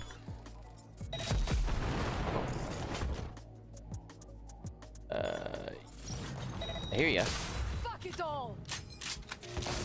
Oh. You're gone. Man, you guys should have stayed not fighting me because now. Oh, contamination. Oh, look at contamination. Boom. Whoa. Dude, he thought he was sick. Overheat.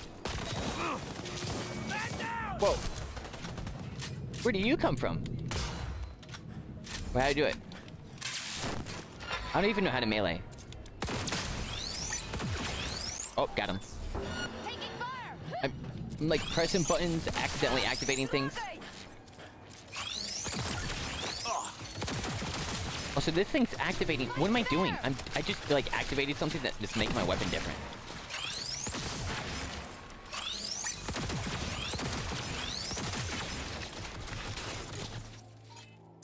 Initiate. Initiate. Weapon glitch. While I reload so she can't shoot me. And then blow her head off. Nice. Dang it, dude. The one thing, the freaking camera. I got Payday 2'd. You know that's something we might play legit. Dang. Might as well, right? Do some stealth for the first time on stream. That'd be really fun. I love Payday. Payday is one of my favorite games of all time. Dang, what was that? That was it. Ready or not? Here I am. Ready or not? iamekaj. Ready or not, I'm Vigilante V, and I'm gonna be blowing this popsicle stand.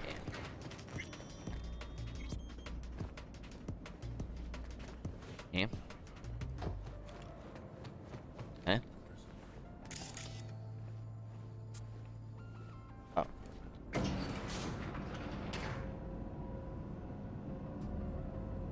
My name's Vigilante V, and I like to drink and eat. Oh, look how tall. Oh, I like when they allow you to see outside. That's cool. You get to really see how tall you are in the sky. Yeah, I gotta reload my anti-tank rifle. Just reloaded my anti-tank rifle. We gotta check it out.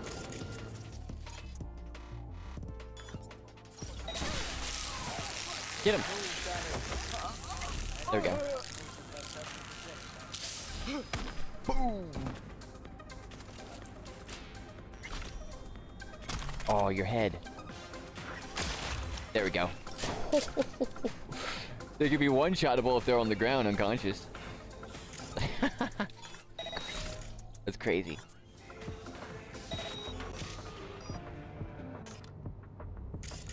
Oh. Insufficient RAM. Yeah, big guy.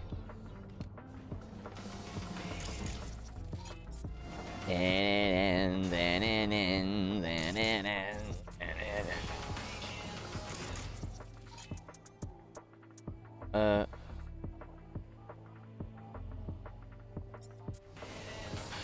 gonna do this.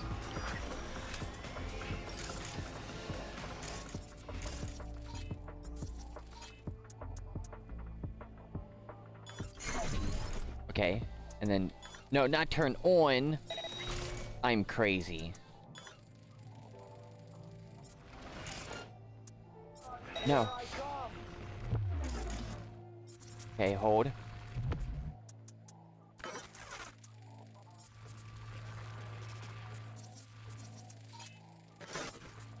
Initiate. Okay, there we go. And it begins, and it ends, and it begins, and it ends. He's like, what the heck was that? Oh, God.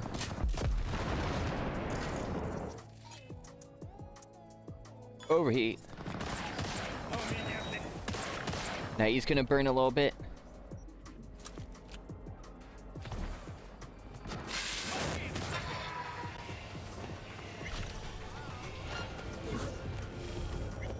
Ah, they don't know I'm here. They're suspicious. They heard me run. But they don't... Oh, crap. She's pinging me.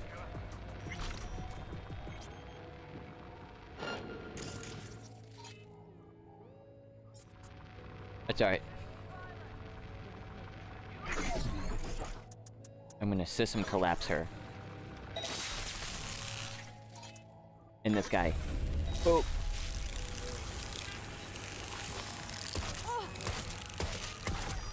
Okay. Multiple shots to the dome. Dude, that's brutal. Oh, look at this guy. Crap, I don't have my overdrive. Overclock.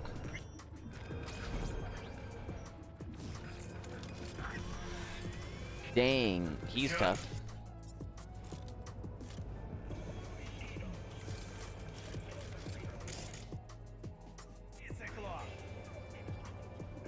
Oh wait, I just realized. Duh. I got my ice cold. So I'm gonna hit it with an ice cold.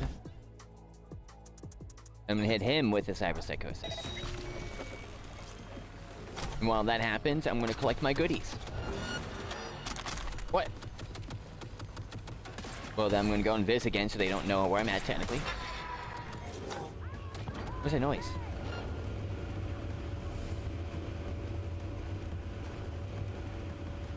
Uh-oh. Fucking coward!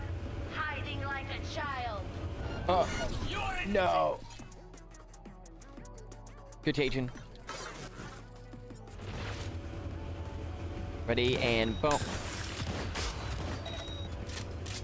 Now that's gonna hurt him. Yep. Numbers are dropping, and just passes out. Oh. You're lucky you can't get domed. Hold up. No, no, wrong gun. There we go. That's so cool. Like a super crazy charged rifle that could just pen this stuff is so insane.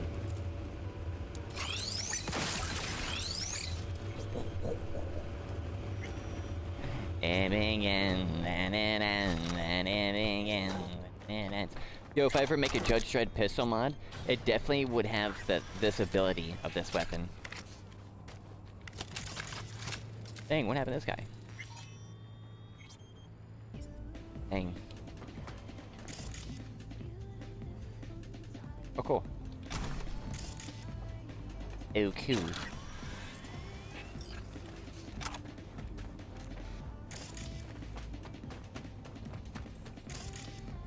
Whoa. Cool. Whoa. You. Who are you? Was that you shooting at the place? I almost feel sorry for them. Almost. Who are you? Let me guess. Zeta Tech hire. I think I know why you're here. It came Let for me you. guess right back. Want me to rescue you? No, no. The prototype. And its schematics. Correct? They Yeah. might have looked me up, but I kept the signal pinging from my prototype. I knew the Corp would send someone eventually. Uh-huh, cute. Now the short version. Who are you? Hassan Demir, Zeta Tech engineer. Oh, interesting. What up? Oh. Only survivor of the scav ambush. How'd they get the drop on you? Yeah. Zetatech skimping on hustle now? It was an undercover operation.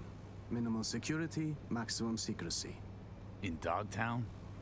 Keeping your fangs to yourself's a sign of weakness here. Might as well have tagged Rob me on the transport. Let Zeta Tech do the lecturing, please. That is, if you get me out of here. So, what will it be?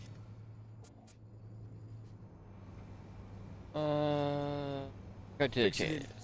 Mention a rescue op. Only the prototype. You have it? Oh, I have it.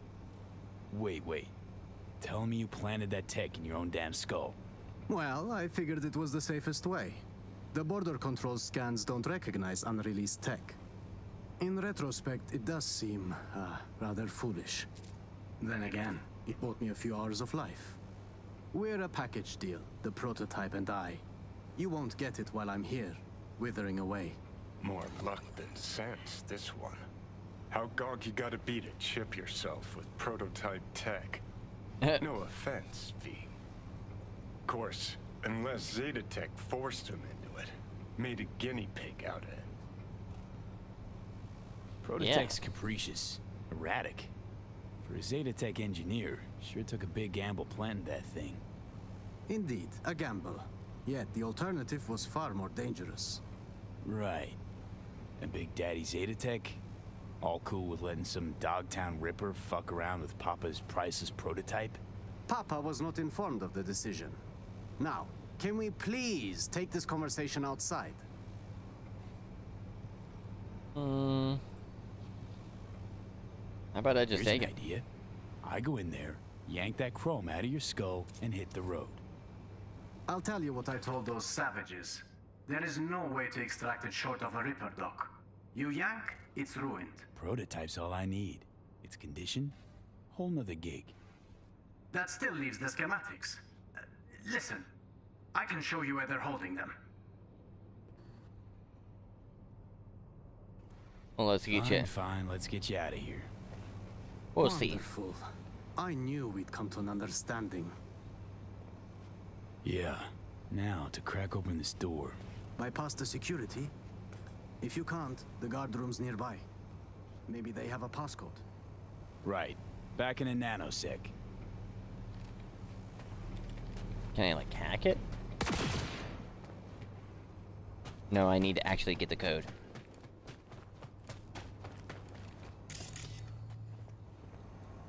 Ah. I don't know what that is, but we'll turn that off, and we'll turn that off. Who's a password? 2753. Yeah, furnace steps.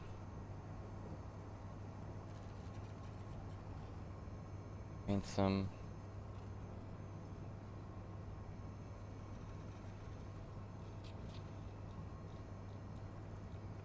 Oh, this guy ratted. He wasn't. Yeah, this guy ratted. He's lying. Think. Before I open that cell, you see what I see.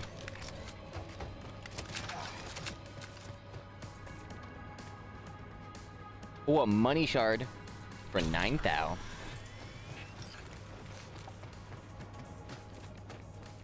Oh. Easy. I didn't even know that was there. There you go.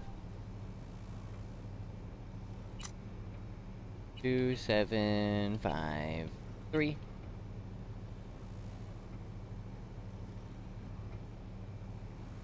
Oh, not one. Oh. Well, you go. I see Zeta Tech spared no expense in hiring a real professional. Now your time to shine. How do you know where these schema docs are at? Their workshop. The scavs took me there, forced me to remove the security protocols on the tech they'd swiped. Uh-huh. Lead the way then. And no gonk moves.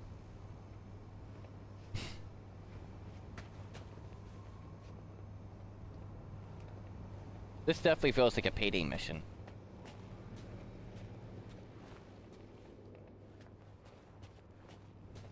Especially how he's walking. Jesus, is that... Harry? The man was a real prick, but this... It's barbaric. Yeah, I know. Unfortunate for your friend, I wasn't here soon enough. I suppose this would have been my fiery grave if you hadn't shown up. Burned Whoa, as that a looks awesome. tonic. Nearly burned here.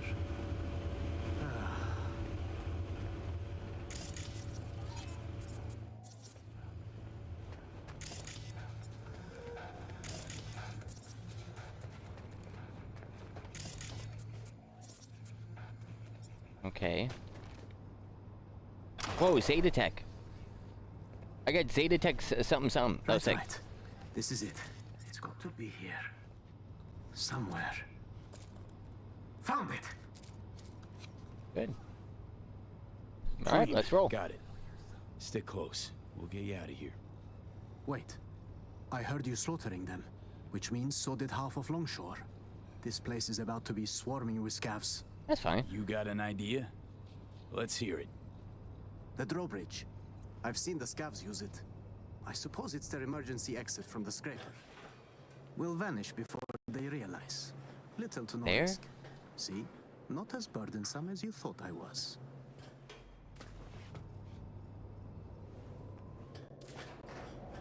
Oh. It's time we were on our way. This is 100% a payday mission. Weird. This is a payday 3 type mission. Couple more steps. Keeping it quiet. Out of sight, out of harm. If they don't spot us, we'll be just fine. Come on, Hassan. Keep it together.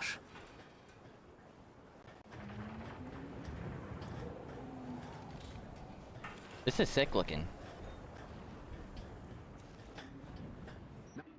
How to disable the bridge. Better not have scavs on our backs, no? Oh. Nice. Nice, let's go.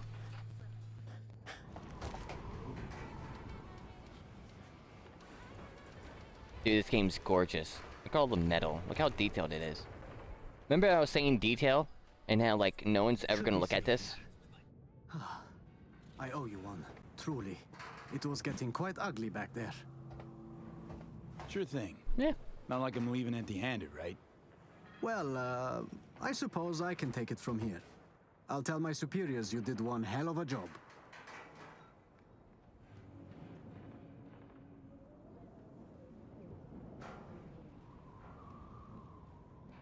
Fine, don't care. Next time you're in trouble, don't Yeah. call me. Worry not, my friend. I've learned my lesson. I'll catch my breath now. Appreciate your help. Smooth sailing. Farewell. Yeah, yeah. Watch yourself out there, son.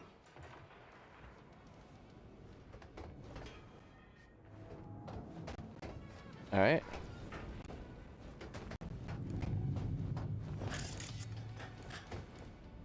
So then we go and deposit the schematics.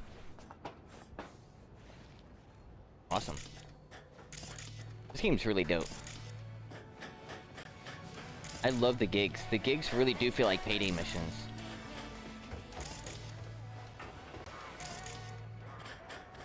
You know what the dumbest thing ever about payday? They never had a week payday.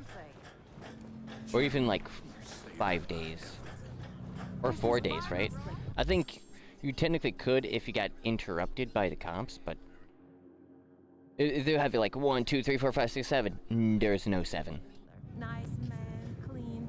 All was the dream, except he didn't pay the last 3. But it shows like, yeah, they still haven't even did their ideas to the max.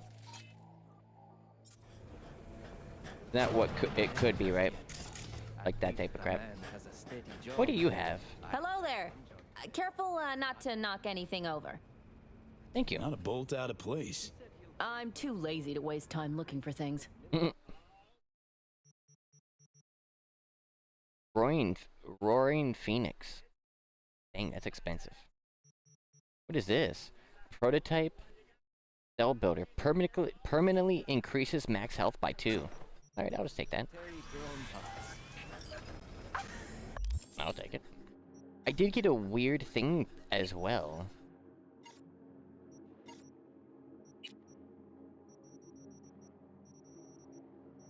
Was it this? No, it's a handyman.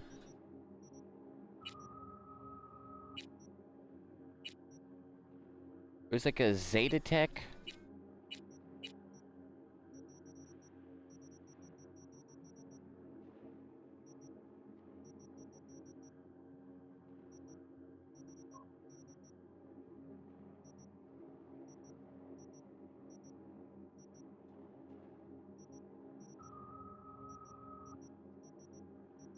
I don't see it.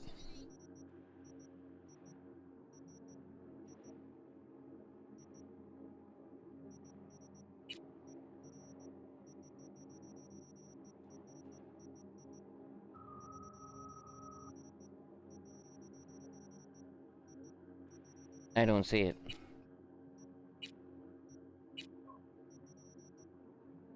Why do I just have these? Like, it's just randomly in just my hand. Whatever.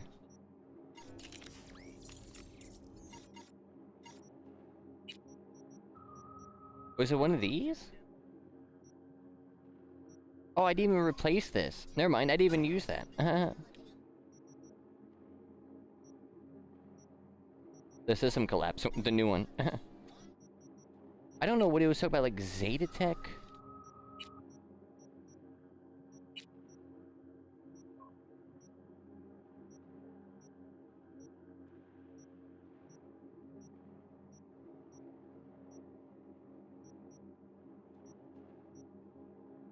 I don't see anything Zeta Tech. Well, we collected something Zeta Tech that I guess gave us something. Oh, is it like an implant?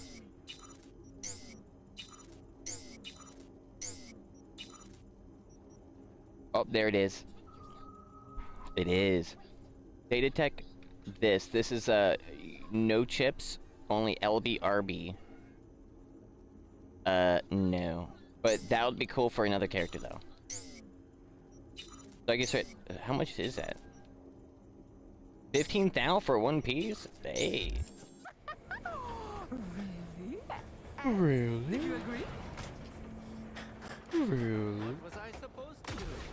Luckily, my BF Rigged it up to agreed myself. Yo, I'll some lots off ya? Deposit. Then we're gonna sell as well. Got a little too much on me. Shotgun immediately goes. And LMGs. My character never uses them. So don't save them, get extra money, and in other playthroughs I'll use that and Damn straight. get the good. A little birdie chirp that you retrieved Zeta Tech's paraphernalia. Any issues? Birdie got it. Schematics are in the drop point. Birdie got it. Hassan will deliver the prototype to Zeta Tech personally. Awesome. Pray elaborate. Corporal rat. Slotted the tech in his eye. Supposed to take the thing to Zeta Tech after I bust him out of the scav haunt. He call you yet? Well, color me shocked. No Hassan contacted me. But no matter. At least you still have the schematics. Welcome, friend. Welcome to my humble shop. Zeta Tech will not be thrilled, but I suppose that's my cross to bear. Consider the contract closed. So he did screw us. What are you slinging here? A little bit of everything. What's lost is found, what's old becomes new, what I sell you Hey, buy. dude, awesome character. Such is the circle of commercial life, am I right? Hey. All that just for this crap. But she does have military-grade lactic acid recyclers, which permanently increases stamina regen by 1%. Okay. Thank you. Have a nice day, man.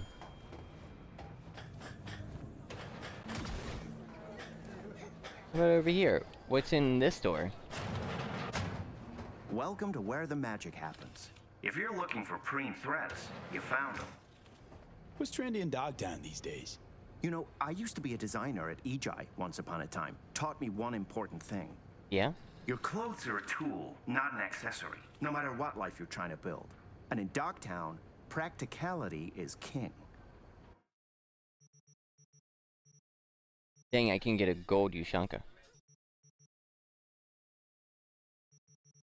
Dang, they do kind of have some sick clothes. I want to yoink some.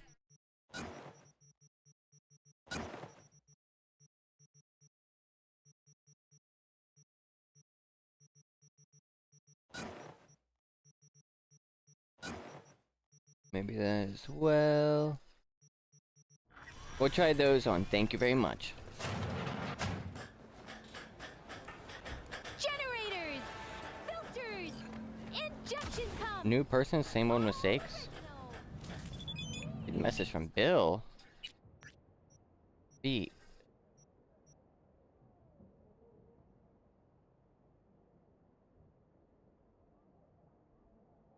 Oh yeah.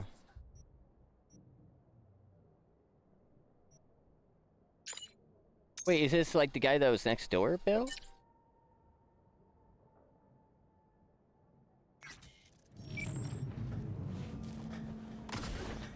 It might be.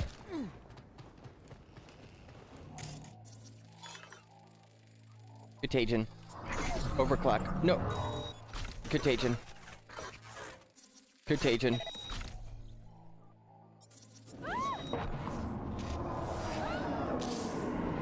Warning, detected. Sir, get out. Thank you. I heard one thing just dropped down. Oh, thank you. Yo, dude, with the bouncy bounce.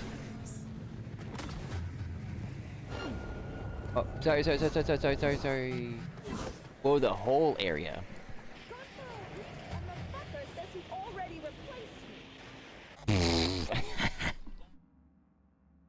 Dang, that's messed up. Dude, even the game's got like the GTA dialogue where you just hear something like messed up. It's like, that's awesome. The game is really great. But yo, this I'm gonna take my time with. So that means, sweaties, it's that time of stream again. It's the end of the stream. We ended it with an amazing game. Cyberpunk 2077. Where we continue to do some gigs and now we're finally not broke anymore. We could finally purchase some stuff. Which is perfect because we need to check out the car dealership. And I do need to upgrade some extra stuff. Which we gotta see which ones I am going to upgrade. It's going to be mainly priority of a few specific things. But I'll see. And yo, sweaties, I appreciate you very much tuning in today. Today was a super sweaty day. Super development sweaty day. And you know what? We achieved what we set out to do. One step at a time. Let's go. And ending it with some Cyberpunk. But yo, I hope you guys have a fantastic rest of your night, evening, and or morning. Deuces, and have a go.